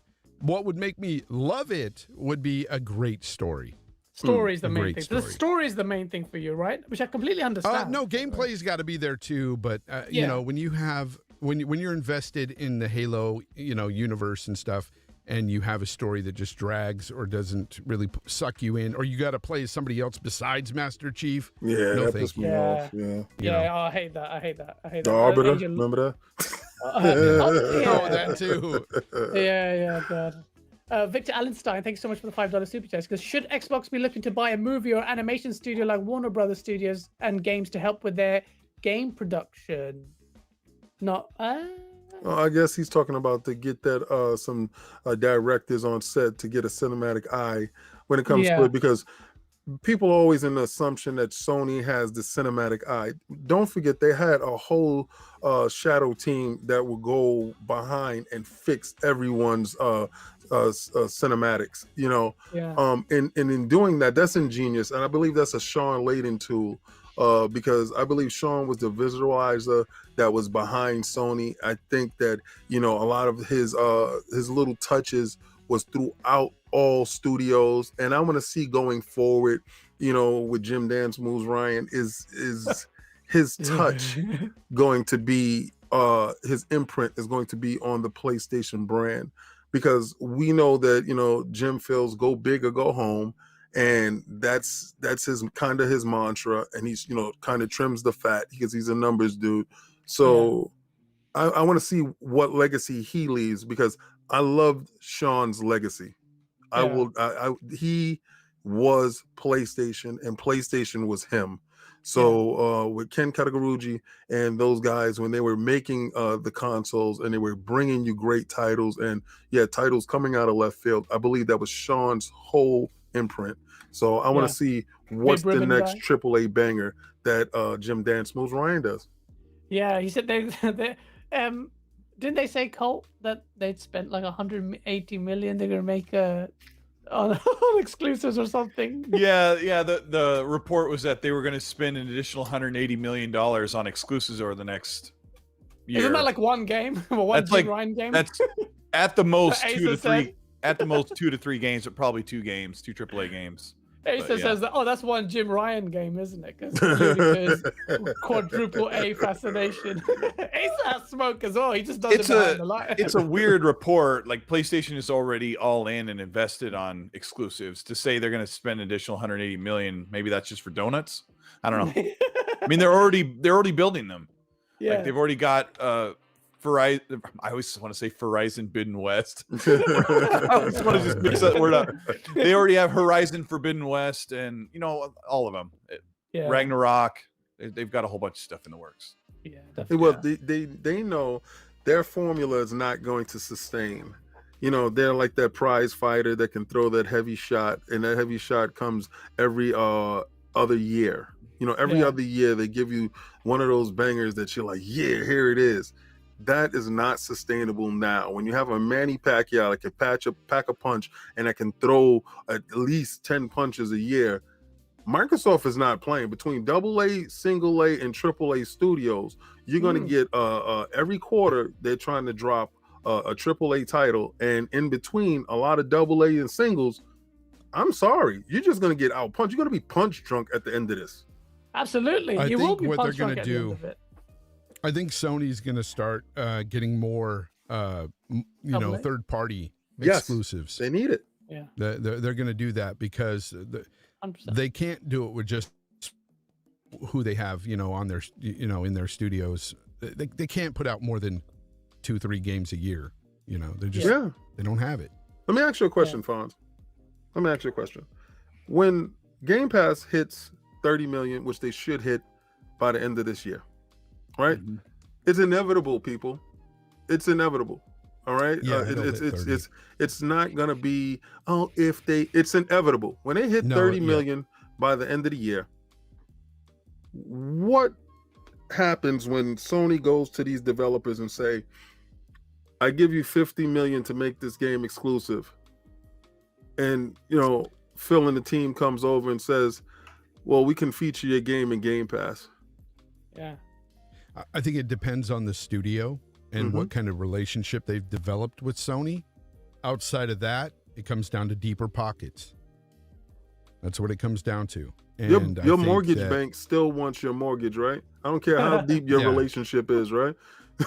So Yeah, but yeah. I think with some of these companies, especially some of these Japanese-based companies, I think that they have more of a rapport with Sony and a relationship there that they probably end up going with Sony. But to your point, I think that most of them would go with the bigger check. Yes. So Yeah, absolutely. I Money believe talks, that, man. 100%. Money talks. Money talks. Boardroom. Yeah, boardroom. Yeah, exactly. Ismay Easy, thank you so much again for the $5 super chat. You guys, Xbox Studios have huge, competent, and talented developers with the right foundation and time. Wait and see what they can do. But are people patient enough? Very good question. I think the answer for the most part is no. Well, it depends on which side of the fence you're on, isn't it? Yeah. Xbox guys will be banking on it. There will come a time it will get impatient when Ratchet and Clank hits. And No, there and I won't. think You've been waiting since 2013 or something. You're never going to get impatient. Ooh, he got smoked, boy. Look at Asa with the sauce, King- right? Asa's just King, dollar- I think King, you know what? I think the better question though, King, is going back to what you were talking about, is when it comes to all these multi-plat games that will be hitting Game Pass in the Yeah. future, because you're going to get more AAAs in there. Yes. It's going to come down to, do you want to pay $70 or do you want Game Pass? That's what it's going to come down to. I think the PlayStation dudes already spoke with the MLB The Show being one of the number one games being sold on the Microsoft platform, opposed to their own home turf. I think the PlayStation dudes have already probably crossed the picket line. I'm pretty sure that That they said, speaks volumes. hey, I can get an S or I can get a regular Xbox and I can go over there and play it inside Game Pass and I don't have to pay $70. And I can also, Yeah. while I'm playing this game, play a ton of other games. Bye. Like it's a no-brainer. Exactly. Well, this is a good segue, King. We had Colin Moriarty, which you had on ILP Yes. as well. Yeah, Yes, great that's guy. my guy. Yeah, I love that guy. He was really good. Quite controversial figure as far as our audience was concerned, because we have a strong Xbox base audience. Yes. And they obviously Colin Moriarty is primarily a PlayStation fan, and which is fine. And he had some points about Xbox Game Pass and not making money. sustainability. Yeah. Yeah, now making money. He is under the impression. Okay. And this caused a shitstorm because on Twitter people getting don't involved. worry I think about it. Jez Gordon got involved. I was just I'll sitting there clear it swimming up in the for you. sauce. I I'll was clear loving it it. up for you. But I will. You tell me I'll this. clear it up for you.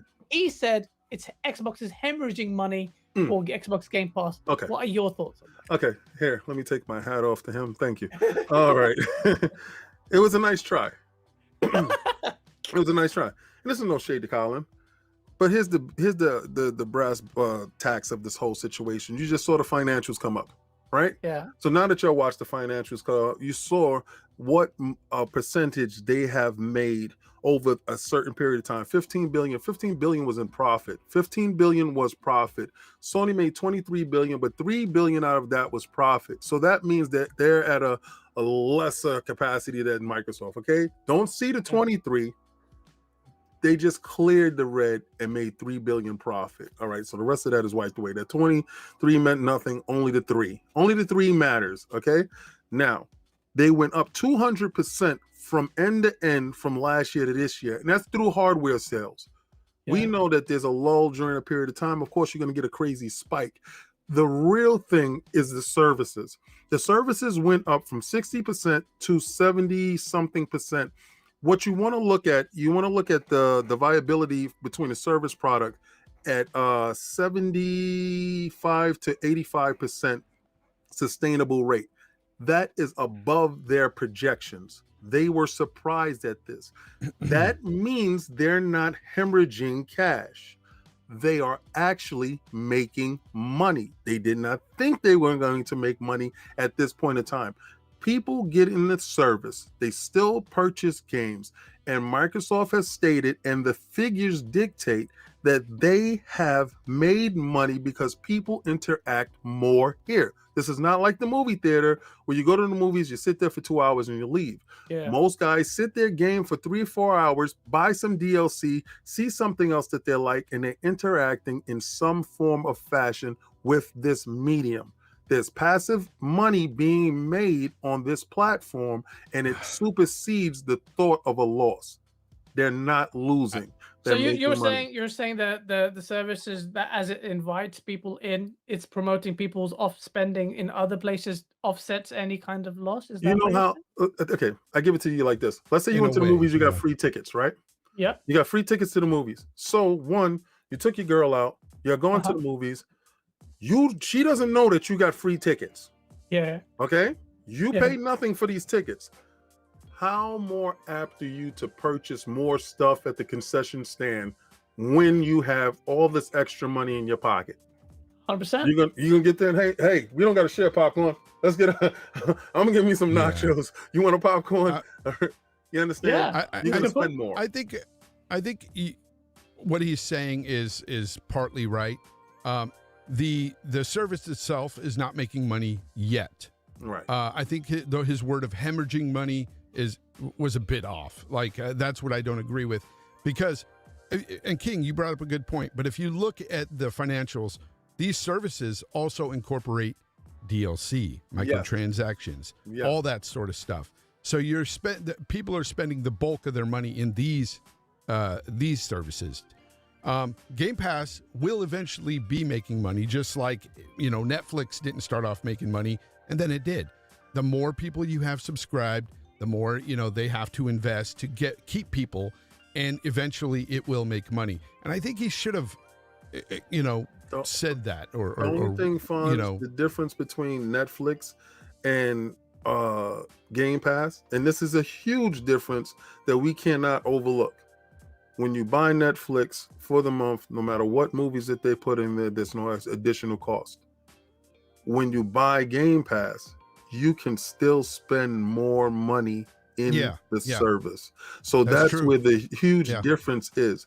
Once you're in the ecosystem, there's too many things for you. I mean, sometimes I just find myself just purchasing something. Oh, like this, they told me it was DLC and Outriders. Didn't know it was DLC and Outriders. They told me it was DLC and Outriders. Without a second thought, I purchased it.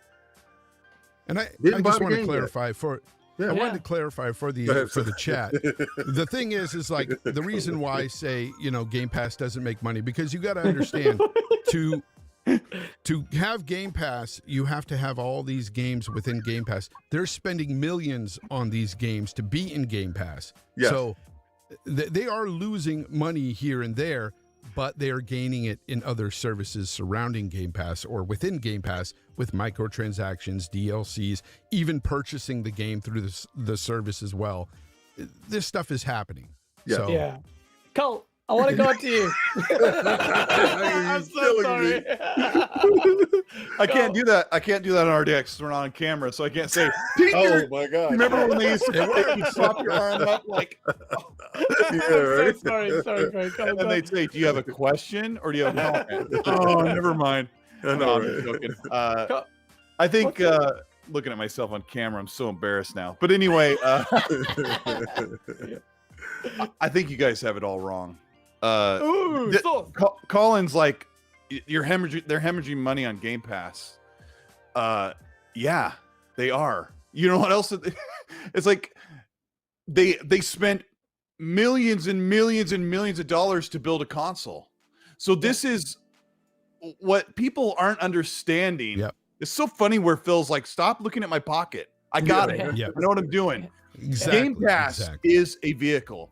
Game Pass is almost identical to a console. It's a huge investment to give people a place to play games, just like a Facts. console. Xbox isn't hoping to make millions and millions of dollars off of hardware on a console.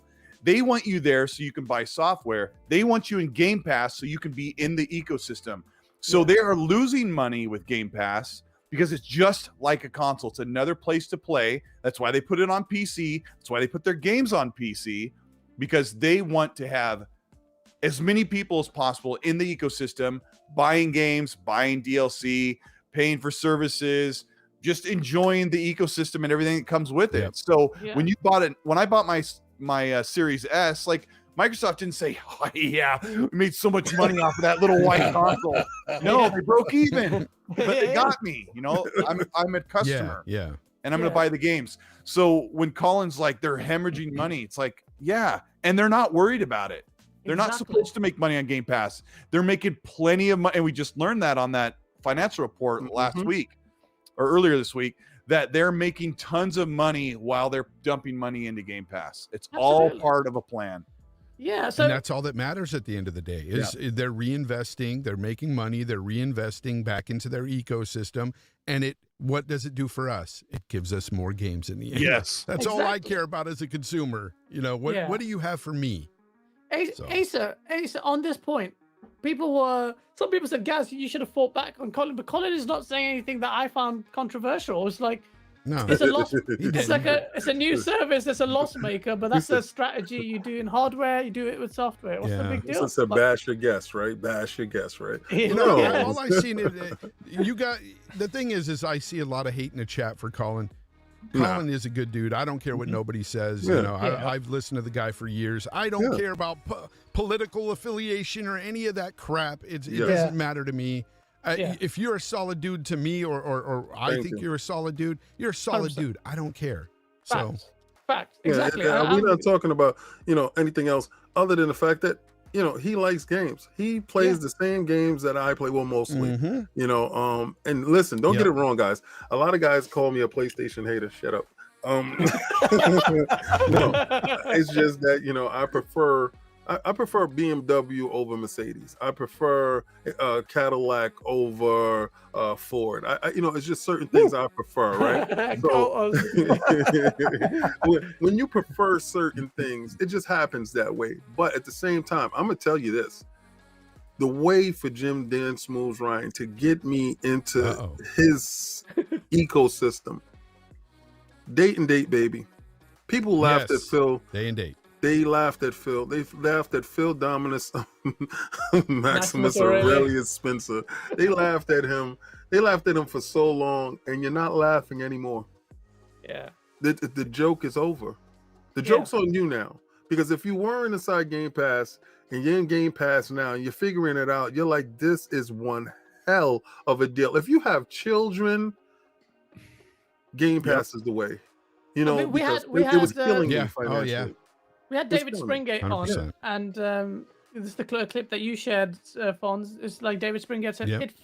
it was a phenomenal boon to their game. That has seen sustained engagement. Developers love it. The people who are saying it's unsustainable are coming from a particular crowd. Fan- Fear, 100%.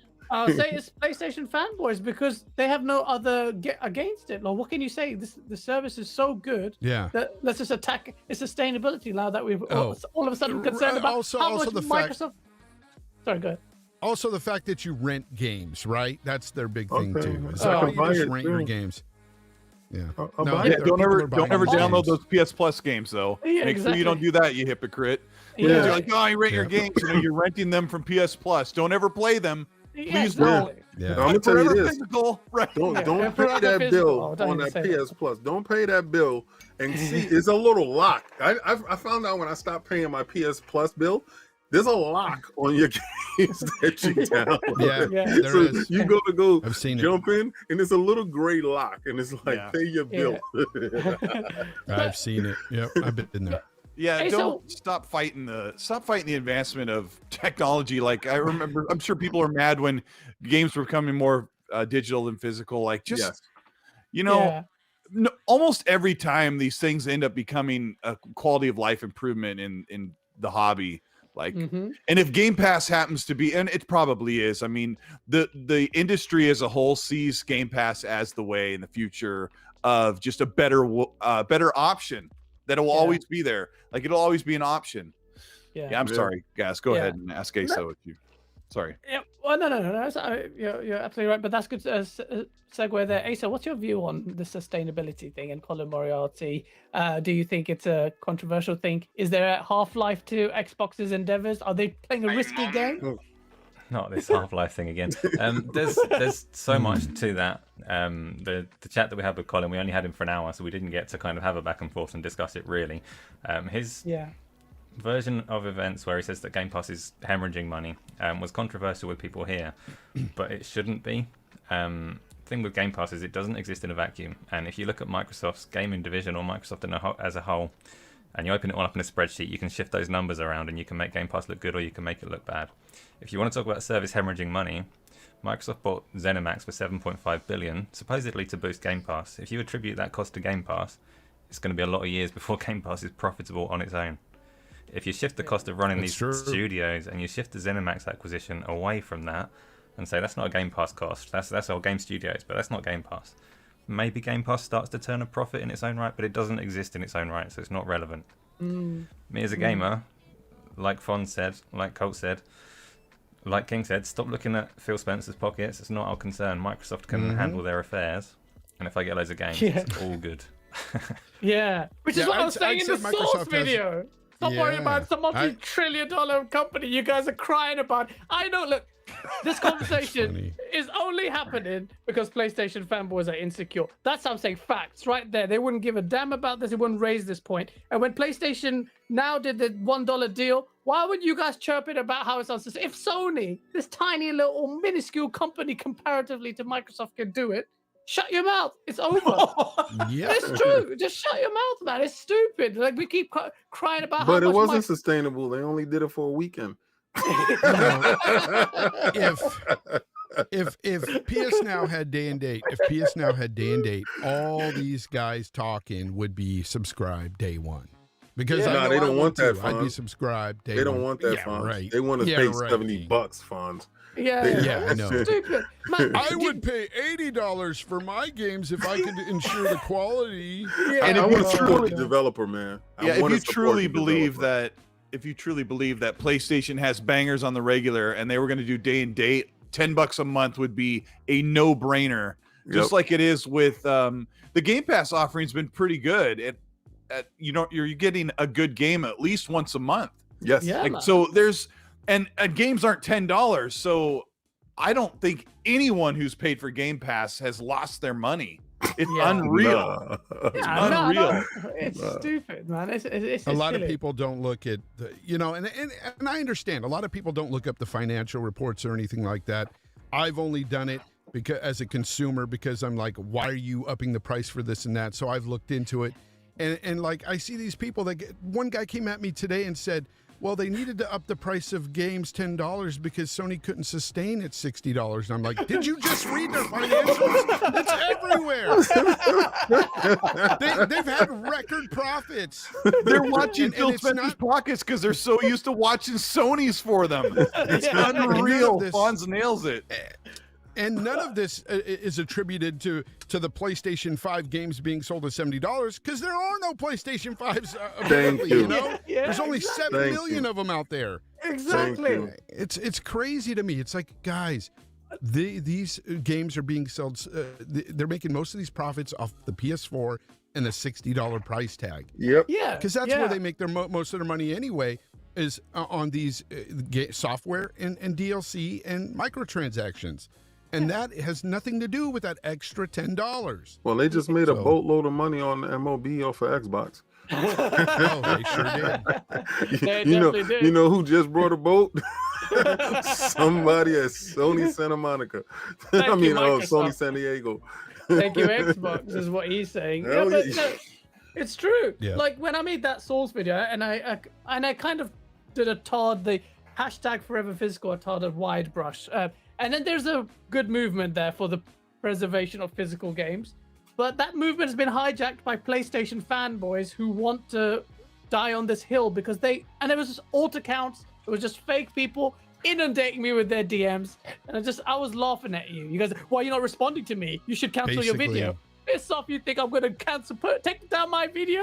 Okay, you come here and just write a check to me with a lot of zeros, then I'll think about I canceling my got video. over That 400. hashtag, I got over Hashtag Forever 400 Physical. Blu-ray movies Yeah. inside my living room. For over 400 Blu-ray movies. yeah. Ask me the day that I get up and go to the wall and actually Yeah. take a movie out to put it So- inside my console. I Yeah. don't. I Basic- have services. Basically, this hashtag Forever Physical. Basically, to me, when I read that, I actually read hashtag I hate Game Pass. Exactly. That's all I That's what it Yeah. is. That's what it is. That's all it's about. Yeah, there's a small group that started it, like I don't know what the company's called. That's for something else. But now it's taken over. It's I hate Game Pass, and they'll throw PlayStation Yeah. Now under the bus, pretending that they're neutral. But that's low-hanging fruit because everyone knows PS Now Yeah, it is. comparatively is a joke. I'll bet Well, you 70% of their games on their console are digital purchases too. 100%. Yeah. 100%. Yeah. 100%. It's just. I mean, it's just they're- I think at this point, if you have a bookshelves of case disc-based games, that's an anomaly. Like that, those are really cool collectors. And there's a couple people in our community that have like their room filled with an amazing physical collection. Oh yeah. But the industry's changed, and everyone can You know launch what? their game from their controller. Yeah, we're not Colt, I promoting can- taking away the physical from you. They're doing the opposite. They're saying No, of course cancel not. Game Pass. We're not saying cancel Yeah, no. physical. I want the option. That's all. Yeah, I it's an like option. the Well, option. Choice. I love that physical is still there, but I got to back you up on that, Colt, when you said that most of these guys are probably playing digitally. Well, they are, because they're on my freaking friends list playing PlayStation games at midnight. There was no midnight opening for Returnal. Thank I'm you. sorry. Yeah. They're downloading these games digitally. They're running out to their mailbox So- and checking GameFly. Yeah, Kieran opened an envelope. Remember that? Gamefly. Hold the disc, GameFly, like yeah. through the finger, and yeah, I mean it's an There's a whole reason thing. why those games don't start until midnight on their account, because they just downloaded it and are waiting for it to open. Yeah. It's that easy. It's exactly. Let me read these super chats, guys, very quickly. RRD, thank you so much for the $2 super chat. He goes, Xbox is gonna drop a big bag of Tubmans on these deals. What's Tubmans? It's an American thing, right?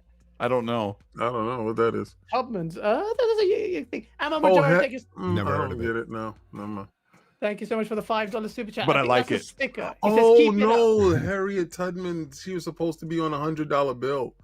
Oh, that's right. Oh. Yeah. Right? Okay, I got it. Oh, Now. I All right, see. yeah, I get it.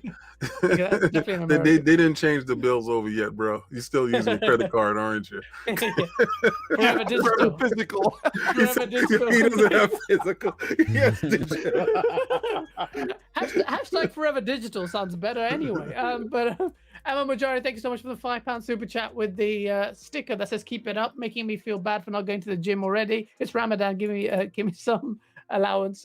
Kid Smooth, thank you so much for the $5 super chat. He goes, "Sup, Gaz, Colt, King Fongs. Looking forward to the latest FPS boost update and Gaz, the next Source video." Kid Smooth, it's coming. I just have to make sure that I inject myself with whatever kind of shit I put in my body to make those videos. But shout out to Kid Smooth, man, great guy. Dan Lazaro. Nobody follows up with Colin. Nobody follows up with Colin. How do you know? He's talking about Colin, saying it's hemorrhaging numbers. Do you have the numbers? Dan thinks he's a fanboy with opinions. He states as fact. Really, all insiders follow up. I don't agree with that, Dan. I do like Colin, and he has a take on it. It's not even unreasonable, as we've discussed here. He may not be privy to the numbers, but I don't think you have to have an insight into the actual numbers to make this assessment that they're pumping a lot of money, man. A lot of money. Yeah, so that's where he's coming from. It's just a take on it. Dan, also, thanks so much for the $5 super chat. He goes, been renting games since 1992 and I love it. Ownership of games is a dumb Same. point. Yeah, buy the Same. game. There's- Game Pass is about to try. Hey, can I say something about Colin? You know, I hear the same thing about myself.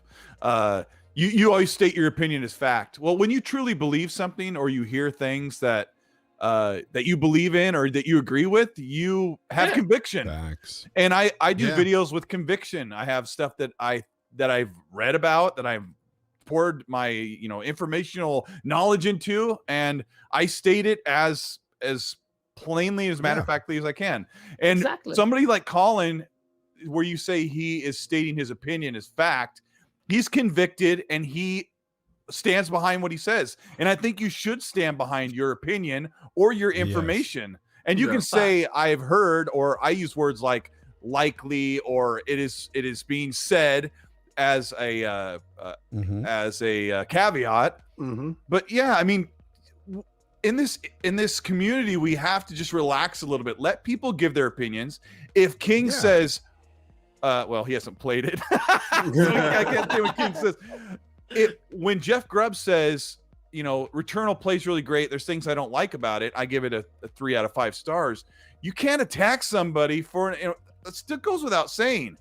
But man. Have conviction. Since Jeff has conviction, he made his opinion. He played the game to his extent. He did a review, a full professional written review, and he stands behind. He should stand behind what he has to say. And I stand behind almost everything I've said on my videos. Exactly, Cole. That's a great Since when is a 3 out of 5 stars a bad game anyway? It's not. It's just not a 5 out of 5, which is what somebody wanted. The problem is, what the problem is? It's Metacritic, because Metacritic takes a 3 out of 5 and makes it a 60.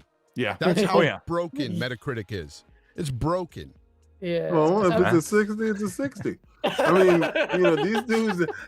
I want a 90 or better for me to feel happy with my purchase. Like I don't care who likes what, as long as I like it. If I play, Go Gato, and I spend my money on Go Gato, and I'm playing Go Gato all night long.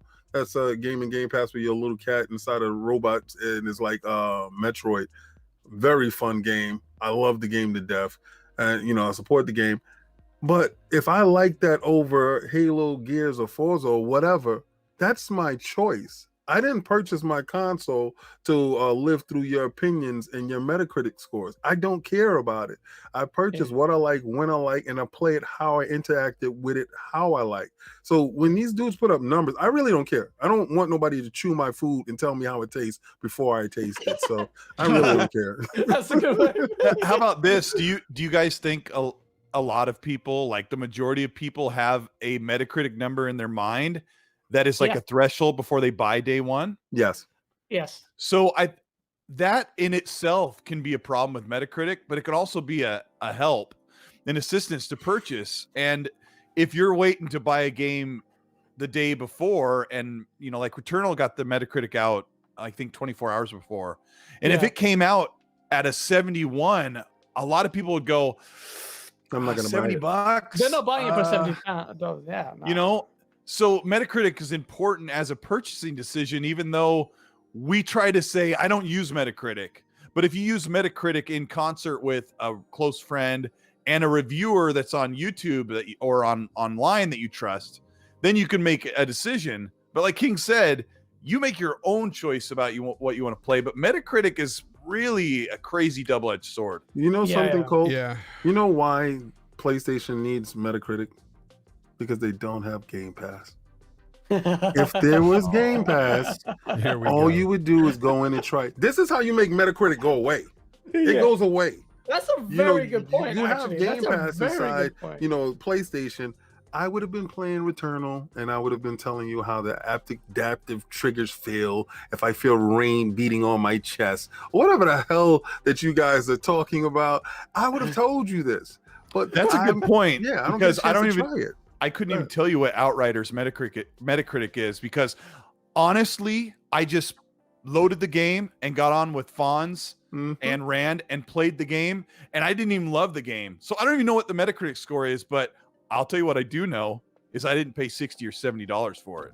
Yeah. Now, that's not an excuse to dump a game on Game Pass because it's good or not good, because that's not how it works, because there's actually Game Pass has more high quality rated games on OpenCritic and Metacritic than PlayStation Now does, or PlayStation Plus. So it is the highest quality service, but well, that is crazy that's the to think problem. about. That's the problem with not having traditional demos anymore. You know, Yeah, remember that? honestly, they need to bring back demos again so I can try the game before I buy, because that used to be the defining, decision maker for me back in the day was those demos. Well, see, and this is why developers don't do those demos, because while you're making a game, you got to sit there and make a demo, section it off. It takes away from the development time of said game. Let's do the easy thing, Jim. Game Pass. Jim, wake up, Jim. You're asleep at the wheel. I'm going to tell you this. That first AAA banger that doesn't hit, give it a month or two, they will turn to day and day. That first AAA banger that does not hit, and I don't think it's Ratchet and Clank, because I think they already know they're launching Ratchet and Clank to a smaller base. I'm talking about when they got 25 in the wild, close to 30 in the wild, and that AAA banger launches like Horizon Zero West or whatever the hell it is, and it comes out and it doesn't resonate how they want it to. They're going to start recalculating their strategy. Or when games do start selling and they're at half price, they're at $40 or $35, you're going to have to change your strategy around, because 70 is not sustainable. And also, I think the multi-plat market, long term, what Xbox keeps doing, keeps doing it with the third parties, it's going to spell trouble. I'm very intrigued about how Sony can combat this in the long term. Oh, you saw the whatchamacallit they just put out, the contract they just put out. You saw we want parity. You saw hello, please. Can I get parity? I'm not going to take that little extract for gospel there. I saw that. I think what Jim You meant. gave me trouble, man. I think what Jim meant back in the day when he said that Game Pass or a service like Game Pass wasn't sustainable, he was talking about within Sony. Yeah. Because you have to have the deep wallet to have a Game Pass, because you're going to be investing heavily investing into third-party games and your own games being put in there and stuff. Like, it's a lot of money to dish out right away. So maybe that's what he was talking about. Yeah, maybe. We should talk about that parity thing, though. That's I don't think we've discussed that on any show yet. We haven't discussed that. Okay, Asa, lead with that. Do you think that's the thing? Do you think there's or any company? Lead with it. I will end it immediately. Are you sure about that? Go for it. Because we haven't talked about it, we might as well have a definitive statement from the master. Go for it. Well, it's kind of simple. A big deal was made out of this contract that was leaked from Capcom, between Capcom and Sony, about, I say parity, it wasn't even parity if you read the wording of it, but parity of features and certain bits of content. Exactly.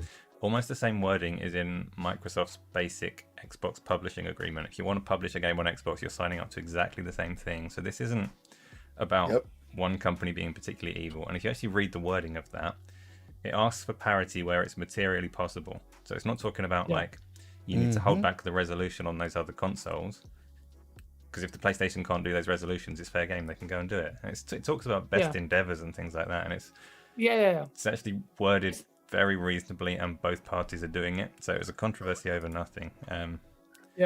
I said this on Boom's show. I said the same thing. It's like, if you wanted it, the intent was there, the wording would be very different. That contract is absolute joke. If that's what you paid for.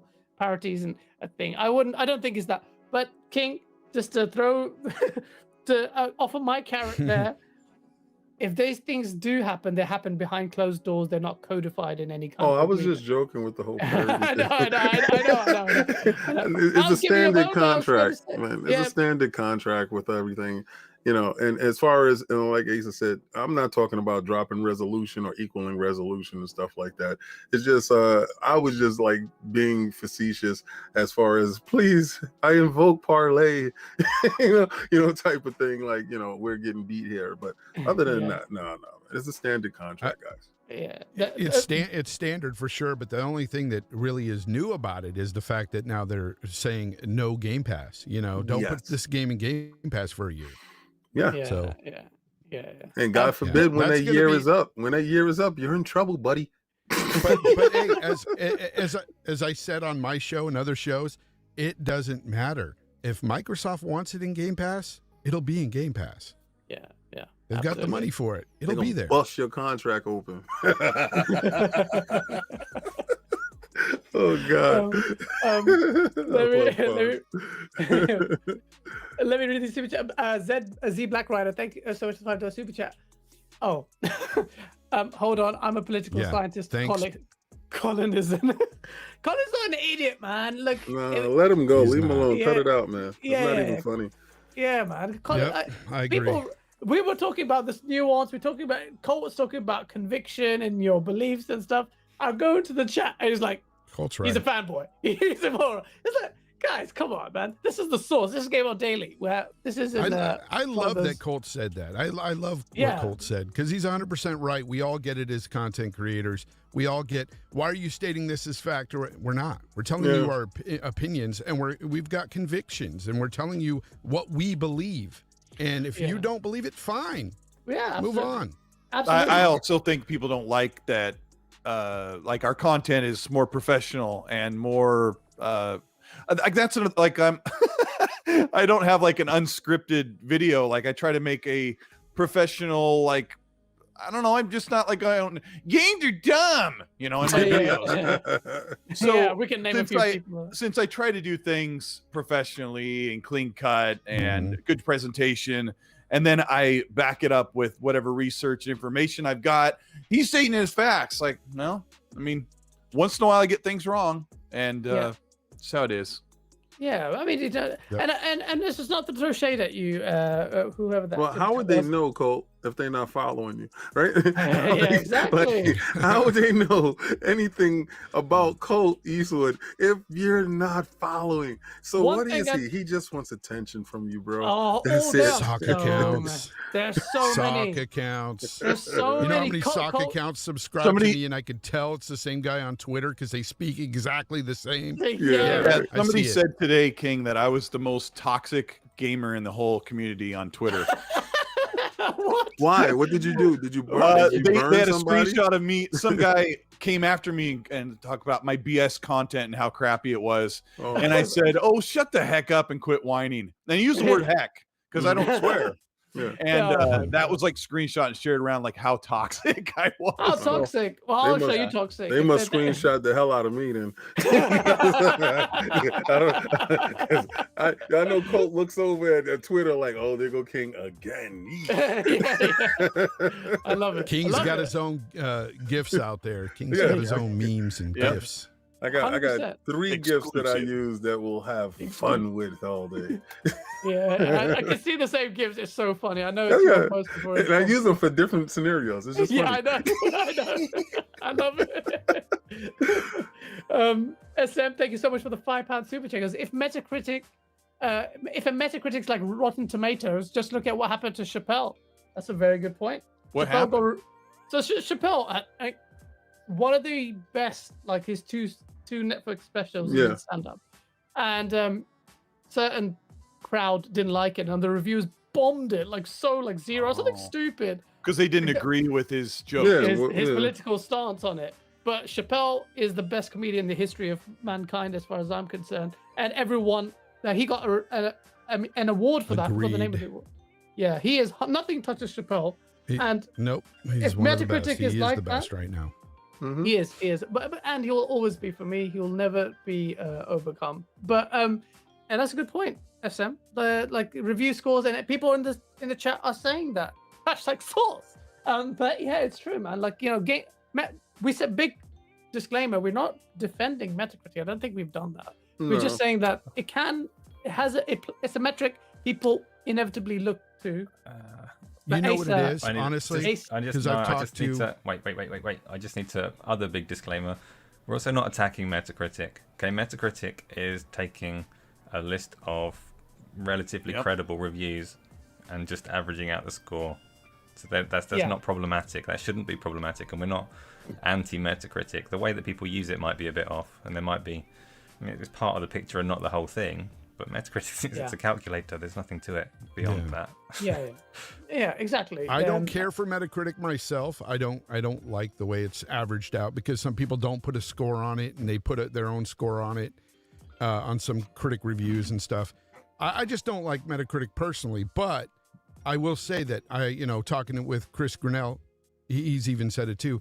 It's used by the industry. Metacritic is heavily looked at by the industry, by developers, by used for publishers. bonuses. Yeah, it's used for. Yeah, that's Yeah. That's, And another thing, like if you really have a problem with Metacritic, like you have to believe that all of these journalists are like corrupt, which is absolutely ridiculous. And among some of the reviewers you may not like on websites that you may not like are some that you do. And that's just how it is. But like Asa said, you're looking at an aggregate of the entire reviewing industry that has credentials. And if you don't like that, you're basically saying that you don't agree with the majority, and that can happen. The majority says that The Last of Us 2 is one of the best games of 2020. I think Ghost of Tsushima was way better in almost every way. So me too. I don't agree we're with all you. different. You like The Last of Us 2 more than Ghost of Tsushima? That's what I'm saying. The way that Ghost of Tsushima is, it's a nice game. The Last of Us, it's the philosophy. It's I think Neil Druckmann is a genius. I think he's a pure, unadulterated genius. And really? No, I'm joking. I think he personally ruined that franchise. Just ruined it for me. And I love The Last of Us. The Last of Us was incredible. Last of Us 2. Yeah, I thought The Last of Us 2 wasn't afraid to attack certain subjects. I just, for me, it took That's all it's about. me to a space in gaming, in a gaming space, and Halo 4 did this as well, that I was like, wow. I just sat back and I just marveled at what I played and what I felt that I was a part of. And I was appreciative that I actually got a chance to play the game and end the game and consume the game. I haven't even went back to the game now because it really took an emotional toll. It was really that good for me. And I guess, for some people they didn't like it. That's okay. That's cool. It's different strokes for different folks. That's just how it is. And Ghost of Tsushima, let me say this with this caveat. I did not finish the game. The reason why I did not finish the game, and I hate Sony. I'm locked out of my console, right? And the reason why, because I forgot my password. So they was having a whole bunch of problems during that time. Remember the console came out and, calling, you was waiting like 4 or 5 hours. I get somebody on the line and then they hang up and then I'm like, oh my God, I got to start over again, another 4 or 5 hours. So I really didn't care because I wasn't really playing anything. It didn't hamper me from playing Miles Morales, but I brought those games digitally. I brought Ghost of Tsushima digitally and I brought The Last of Us 2 digitally. So I was going to go back to play my games and I couldn't, right? Forever now. Yeah, well, no. I'm not really on the forever physical board. I'm the lazy couch dude that wants to just press a button. So it's up to me to call Sony to give them my gamer tag and to recover my account. It's fine, and it's gonna happen. I just haven't had content there to force me to. Now, if Microsoft had done the same thing, and they did. They messed up my game tag in the beginning. I would have done it the same day because I gamed there. And the majority of my stuff is there. It was no importance for me to fix a problem that I know is there that I can fix at a later date because it was no urgency there. But again, I will get back and finish Ghost of Tsushima, and I've heard great things with everybody towards the end of the story, you know, but I love the world. Do you like, for me, it's all about the combat. The combat is so much beautiful. fun in Ghost. Yeah, it was nice. But yeah, The Last of Us 2 had great gameplay, for sure. I don't understand. No, I don't understand why people like the combat so much. I played it and it's like every other recent game. So's every other recent game. No, it's fluid, and if you use the combos and stuff, it feels so good. It feels the different so stances and stuff. Yeah. I thought it was really nice. I thought how they did the open world was different from Assassin's Creed. They did it in a manner that, you know, the wind took you here, or if you see a fox, or if you see the golden bird and stuff like that, it would take you into different areas, and it was and done. You could take a bath. Yeah, that stuff was nice. Like when you was meditating inside the Bushu Bug. I mean, stuff like that. It was just really, it was a real nice surprise for me because I didn't expect it to be as well thought out as it was. See, this is where we're different, because for me the surprise was the other way around, because I didn't pick it up immediately, and it was so positively received by people that had it in their hands. So I went to play it, and I got into this combat, and to me it was the same as so many other games. The combat, like, you wait for them to swing and you either dodge or you counter depending on whether there's a red tweak or not. And I've played it 100 times and I thought, okay, combat's the same as every other game like it. For me, the open world started asking me to chase foxes around and do typical Ubisoft things. I haven't got time for that. Like, I don't chase foxes. Just give me a game that I can get through. And I know most people love that game, and I know I'm like on my own saying, it's not for me. And I'm not even saying it's a bad game. But I just didn't have the time for it. And you say you must not be a big like open world fan, right? I have said quite a few times that the Ubisoft formula makes me sick. I play Watch Dogs Legion, and it gives you this like, climb this thing, conquer this tower, and then go and do it in a different district. And I see that, and I kind of knew. Yeah, I kind of knew that's what it was. Yeah, I love Assassin's Creed. Yeah, I'm not a massive fan, but I'm Valhalla ruined my honeymoon for the way Assassin's Creed games have changed. Like, I was really mad, wasn't I, Fonz? I got toward the end, I'm like, you know what? Forget this game. It just went on. That game came out already? Assassin's Creed Valhalla? Valhalla came out already? Yeah, it came out in November, yeah. Yeah, it didn't come out for me because it's not a Game Pass. I really enjoyed Valhalla. I enjoyed it, but I think that I preferred the gameplay of the Odyssey. Odyssey, yeah. Yeah. But I enjoyed my time with it. So, guys, before we hit our last topics, right? Shout out to the 350 people watching, man. Thank you so much for coming in. Smash that like button. What's up, Mav? I see you in there. I want to talk about this. I think one thing we're forgetting, or not aware of, we haven't talked about yet. E3 is not even. It's like 4 weeks away, guys. Yes, baby. Yeah, this is what I'm talking about. I know it's like there's no physical event. It's not as great, but still the games are going to be there. It's going to be a game showcase. Guys, I don't know about you, but for me, E3 is like my Christmas. It's like holiday season for me, man. And I can't wait. I think for all of us. Yes. Isn't it? It's going to be so mad. And I hope we have a physical event next year. It's not like Christmas for PlayStation, because they're not showing up again and again and again. It's so annoying, man. It's so annoying. Annoying. It's so annoying. I think I spoke up on Twitter about that. Like, yeah, everyone's going to do their own thing. They don't have to be at E3, especially with a digital event. But it's just as easy to say, yeah, we'll be there too. We'll have something to present, or we'll have our people present something. But for them to say they're not showing up, I'm like, why? Just join in with with everybody else. And all the PlayStation fans are like, they're going to do their own thing. I'm like, yeah, and Xbox is most likely going to do their own thing after E3, or maybe before, or whatever. They'll have something later on in the summer. Yeah, everybody's doing their own thing. Come to the Yeah. party, PlayStation. Yeah, man. And that's come what on. it is. That's what it's all about. It's for me, E3 is that time, that like Super Bowl for gamers, you know? Yep. And you want to see everybody there.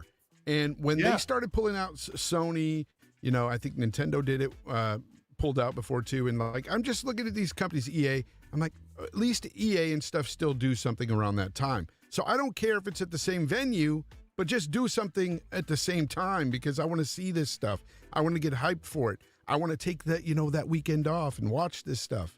Yeah, man. Come on. Yeah, It's just, it's for a gamer, it's a great time.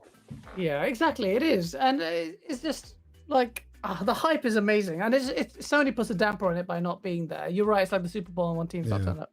But for the people who have the balls to turn up, Microsoft and Nintendo to a small degree, what are your expectations, guys? Because everyone's been saying wait for E3 for multiple years. Oh, man. But King David, like Xbox, like they have to show a force.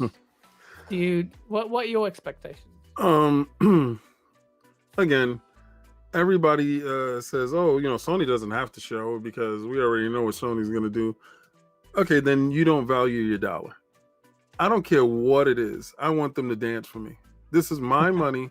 You want my money. I want you. And I mean, it's sarcasm that I'm using here, and that phrase might be offensive to others. But I want you to show me why I invested in you. I want you to show me exactly what I got to look forward to. Now, regardless to what Microsoft has got me in their ecosystem, I can't tell you the value that I feel with Game Pass. I can't, and I can't understate it because it's crazy.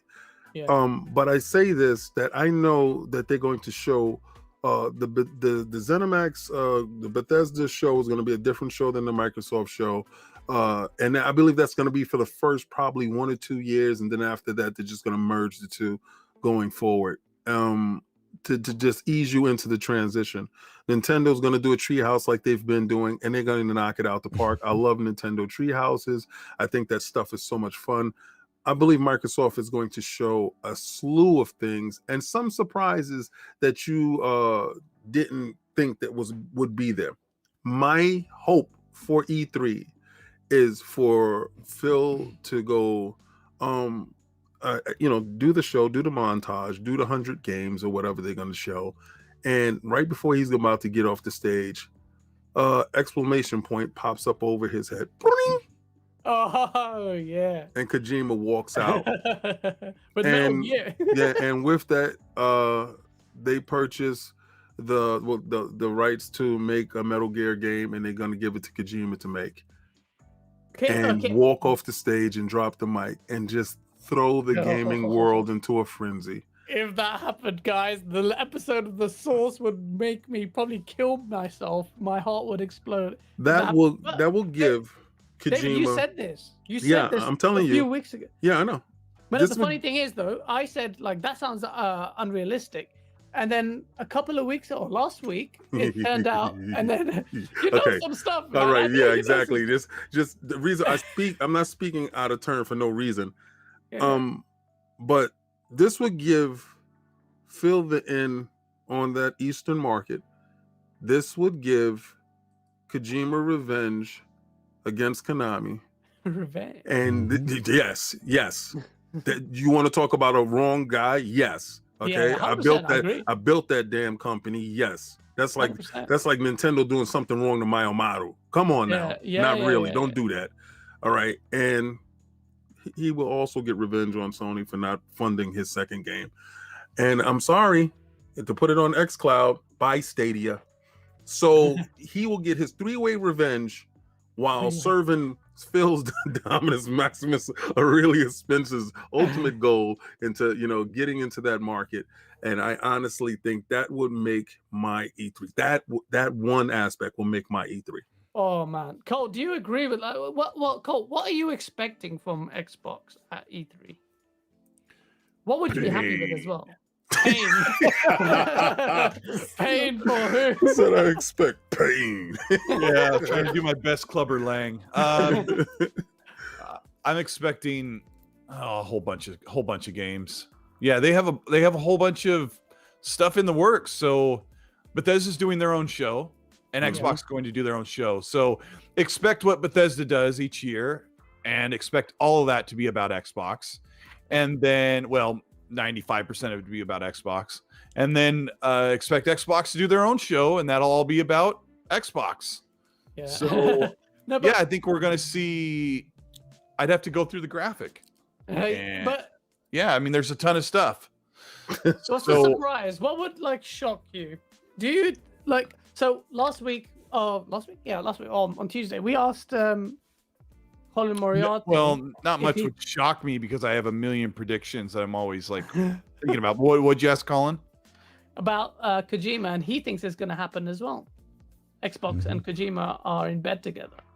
Yeah. I mean, that's pretty much a given. I think But that's crazy. That's crazy. Just the notion of that happening to me is so mad. I think what people aren't ready for is one of a huge franchise is going to come out of a studio that you didn't expect from Xbox. Yeah.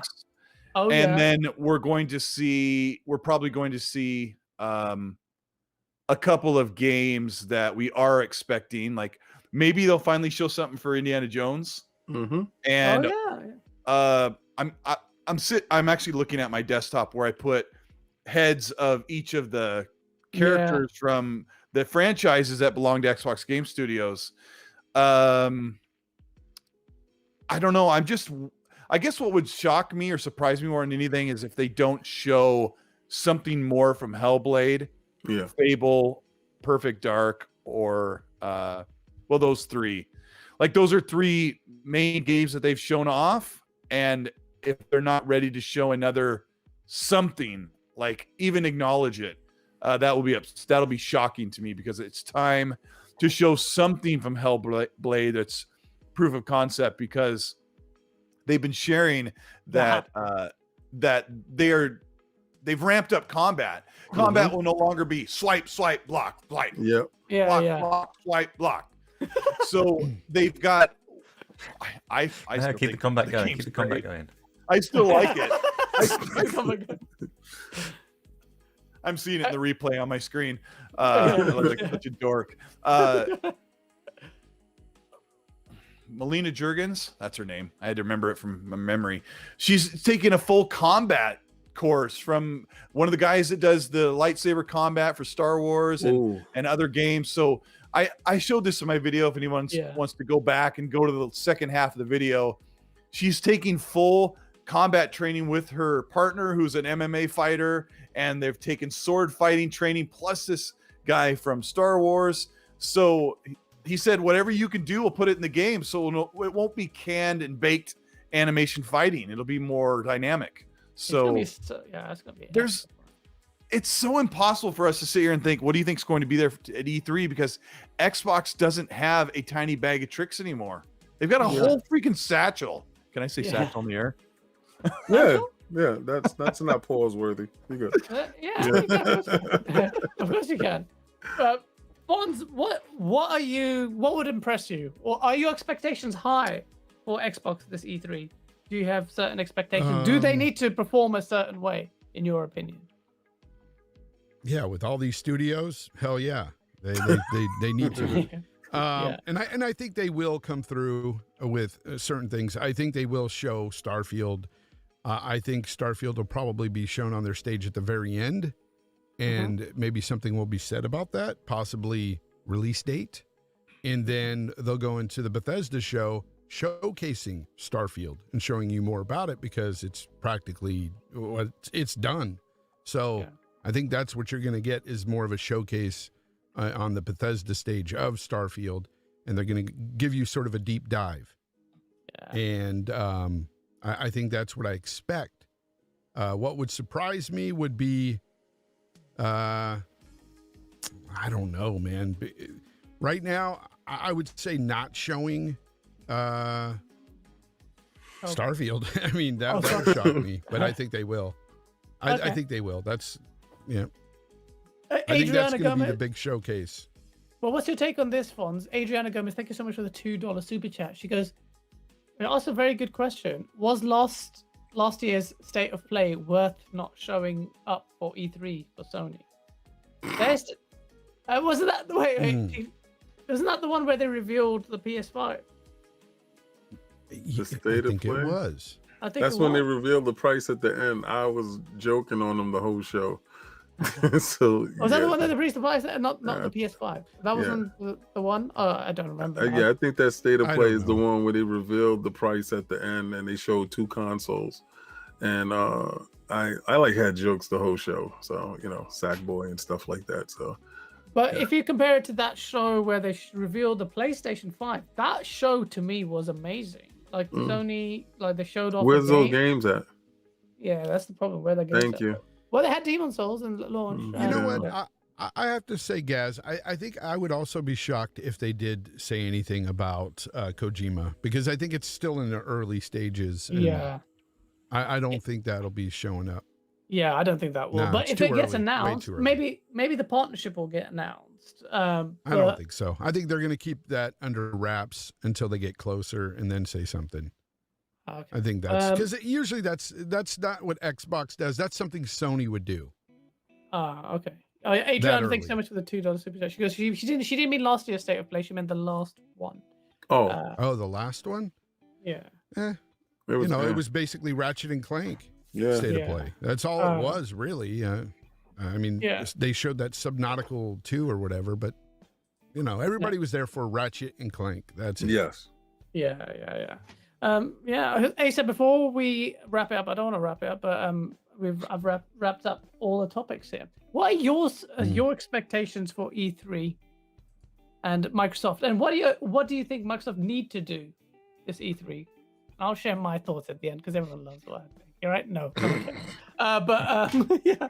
Tell me, what do you think? I don't know what E3 is. Mm. Do you know, they've had a bunch of studios that they acquired like 2 or 3 years ago. Compulsion and Playground. We know Playground are doing Fable. We don't really know a lot about what Compulsion are doing. We've got to see more Hellblade, but that bunch of studios in exile, we don't know what they're doing, and Obsidian. Those 5 they've had for long enough to produce some gameplay for us, I hope. Yeah. They've got a whole bunch of other studios that they can do Ooh. trailers and all the rest of it for. They typically handle the Forza franchise a bit differently, so I expect Forza to be whether Horizon or Motorsport. Could go either way. I expect that to be announced before E3 because that's how they tend to handle the reveals for that. Yeah. And I expect us to be really, really, really busy. So Yeah, absolutely. We will be busy. Covering that. Fonz? I want to see Avowed's gameplay for sure. Something. Yeah. Something from Avowed. Something I want to see Fable gameplay as well. I want to see Fable. I want to see gameplay for these games. I want to see I'm Hellblade. seeing Me too. nothing for Wow. Fable. Yeah, Fable, man. Fable's got a... You're not going to see anything for Fable. Yeah, Really? they're still No. hiring. Yeah, you're That's not all seeing anything for Fable. Oh, man. Oh, Yeah, that's no. See you in 2 years. Perfect Dark? You guys think Perfect Oh, Dark? yeah. will- You might see something. Yeah, Perfect Dark. Yeah. That'd be cool. That'd be pretty big. You to might see Perfect something. Dark. Might. Perfect Dark. Forza Horizon is definitely, and I think it's set in Mexico based on what the rumors are suggesting. It's not Yeah. Japan. Mhm. And that I was bummed out by that, but then I think, and someone in Colt's video commented that the reason probably why is this will probably be a cross-gen title. Mhm. They want to go all out in the Japan one, which makes Yes, I'm sense. pretty sure. Yeah, I'm pretty sure that makes sense because the Japan one is going to be the setup could be huge. But yeah, so there's so much, man. Like normally we used to strain to think about what games they could show, but now there's so much we forget whole studios, let alone Yes. games. This So- this holiday might be the last of the few Xbox One releases. Yep. It's not for sure yet, but Matt Booty kind of said for the first year or so. So I would think in 2022 we'll see the occasional game that releases on the Xbox One, but the rest of the stuff they've been upgrading games to Unreal Engine 5, like Mhm. Hellblade is upgraded to Unreal Engine 5 for production, and so is an Exiles game. So yeah, the Xbox One will kind of have to disappear and become playable through xCloud.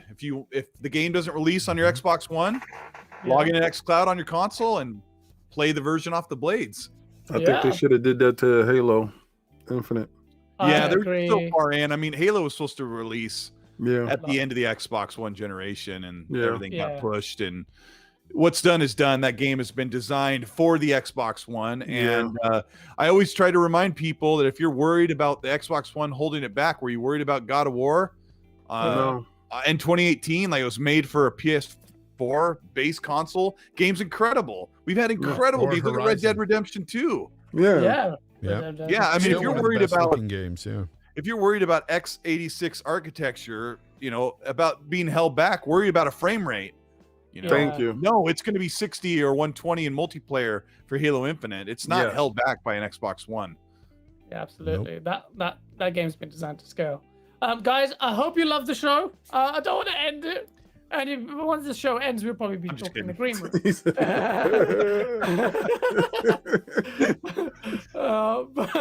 Sorry about. You would actually do that, right? You didn't have to say anything. I was just kidding. Yeah. Oh my god. We was joking around. Sorry. But I hope you guys enjoy the show. I loved it, and yeah, I hope you guys are hyped for what's happening. The next few weeks, though, we're gonna be pumping out content. Everyone's gonna be pumping out content. The exciting time is here. It's like Christmas time for gamers, boys and girls. Get lit.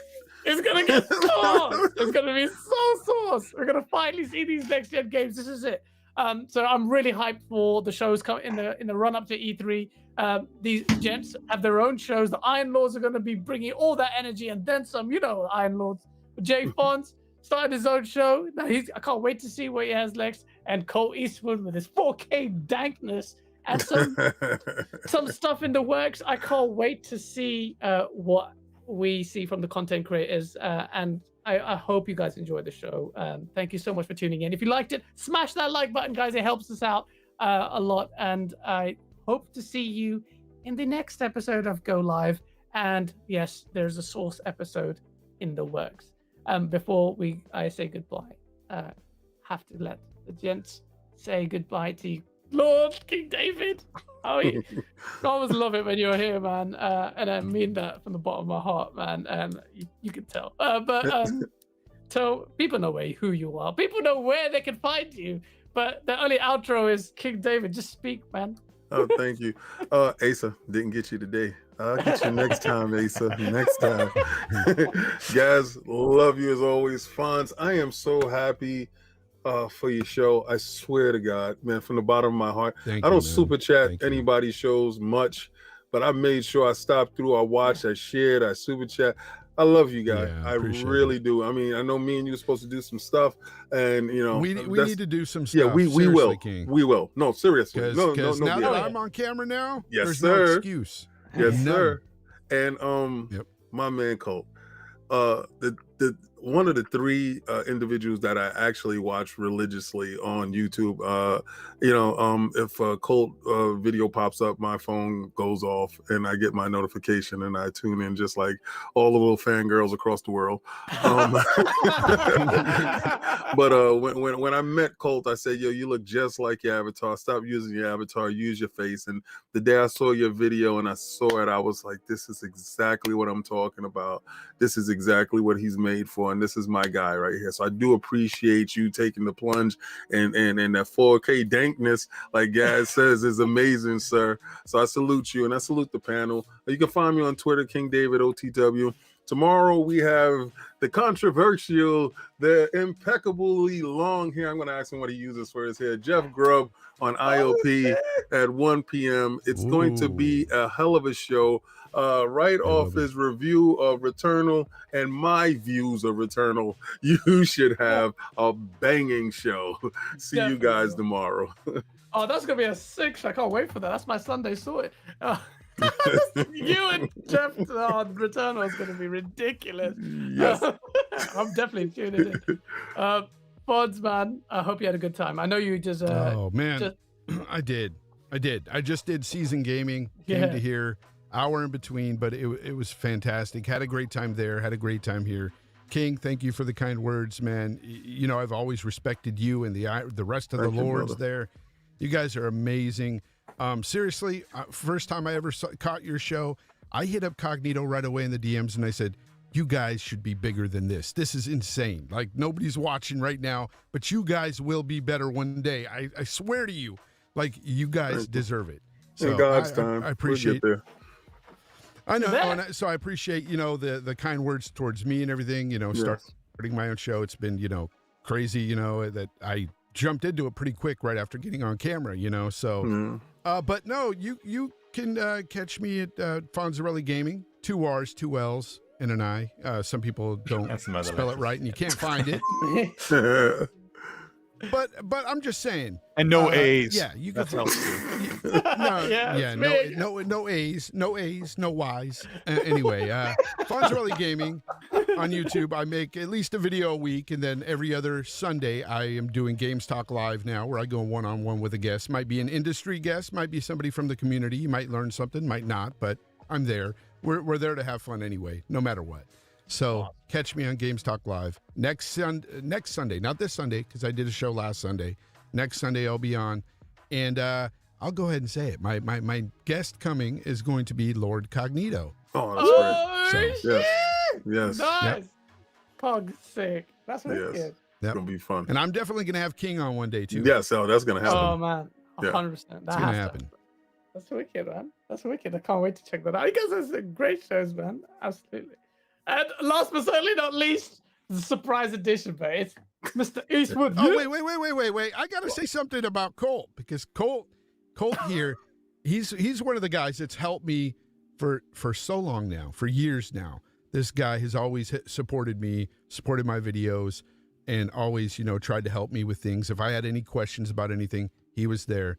Him and Dealer are 2 guys that's always been there for me in that respect. So I have to say, man, Colt, you're one of my best friends, bro. I'm glad you were here today. It was a good time, man. Yeah. Oh, And man, Colt, it's just always to a good time. echo Fonz's sentiments, I have to jump in there, Colt. You were, we were tiny when we started, and we're still small, and you took the time to retweet. Our videos don't get the views we got. I mean, come on, we punched Jason Schreier in the face, then he's 1 million views. But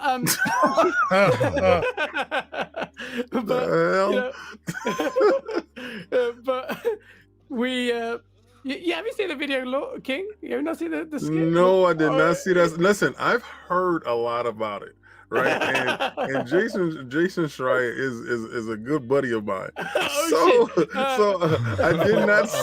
I did not see the video at all yet. But trust me, I'm in a lot of group chats, and Yeah. as far as on Xbox Live, and these guys were jumping in the chat. Did you see a Sauce video yet? Did you see the Sauce video yet? Did you see it? And I'm like, no, Gaz is crazy. Gaz is crazy. So trust me, I'm gonna get a chance to see it. But every time I hear a little bit more, and right now you just like punched them in the face. I'm like, oh my God, this guy's crazy. Well, I hope you watch it. Just let me know what you think. I will. But Colt, you shared us out, you retweeted us out, and I feel guilty like when you do it because we're so tiny and you're huge, but you don't care because you're a genuine friend, we talk every day. I don't want to make it all soppy and stuff, and people start making out or something. Your wife's gonna get jealous. She knows. She knows. Yeah. No, but honestly, you prop up the community. You really do care about the community. So a big shout out to you, man. And I hope, I wish you the best of luck in your future endeavors. We look up to you. So yeah, tell us where people can find you. They all know, but. Well, I mean, I have to thank all of you guys too. Obviously, it really is a community effort. We're all helping each other and teaching each other and giving each other whatever information we're hearing and advice, and it all means a lot. And we wouldn't be where we are. I mean, we're in front of a microphone talking about video games. It's amazing. Yep. Yeah. You know, and amazing. it's great. Like being able to see the chat and just talk with your good friends, and we're all separated by the internet and everything that's going on, and the other side of the world, it sucks. And I want to meet up with everybody so bad. And I just can't wait for that. But I've been having such a good time. It's been such a good year so far. Regardless, I'm cranking on Returnal. I've been playing a bunch of MLB The Show. Thanks, Sony, for that game. And yeah, it's just a good time, and it's just going to keep getting better. So thanks for having me on the show. Really appreciate it. Thank you for being here. We really do appreciate it. Hey, sir, I'm always conscious of the fact that the man with the best takes gets the least airtime. But you forgive me for my ADHD and lack of managing managing things. I hope you had a good show. But you do the outro, so I don't know what to say. It's going to leave you sweating for a little while. Let's just look at Gaz for a minute. You're such a shit. Okay, cool. Yeah, just have to reiterate that I'm in control around here.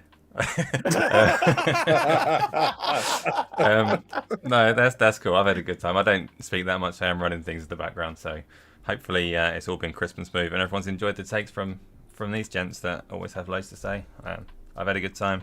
Chat's been great, and we will see you next week. Peace. Sauce.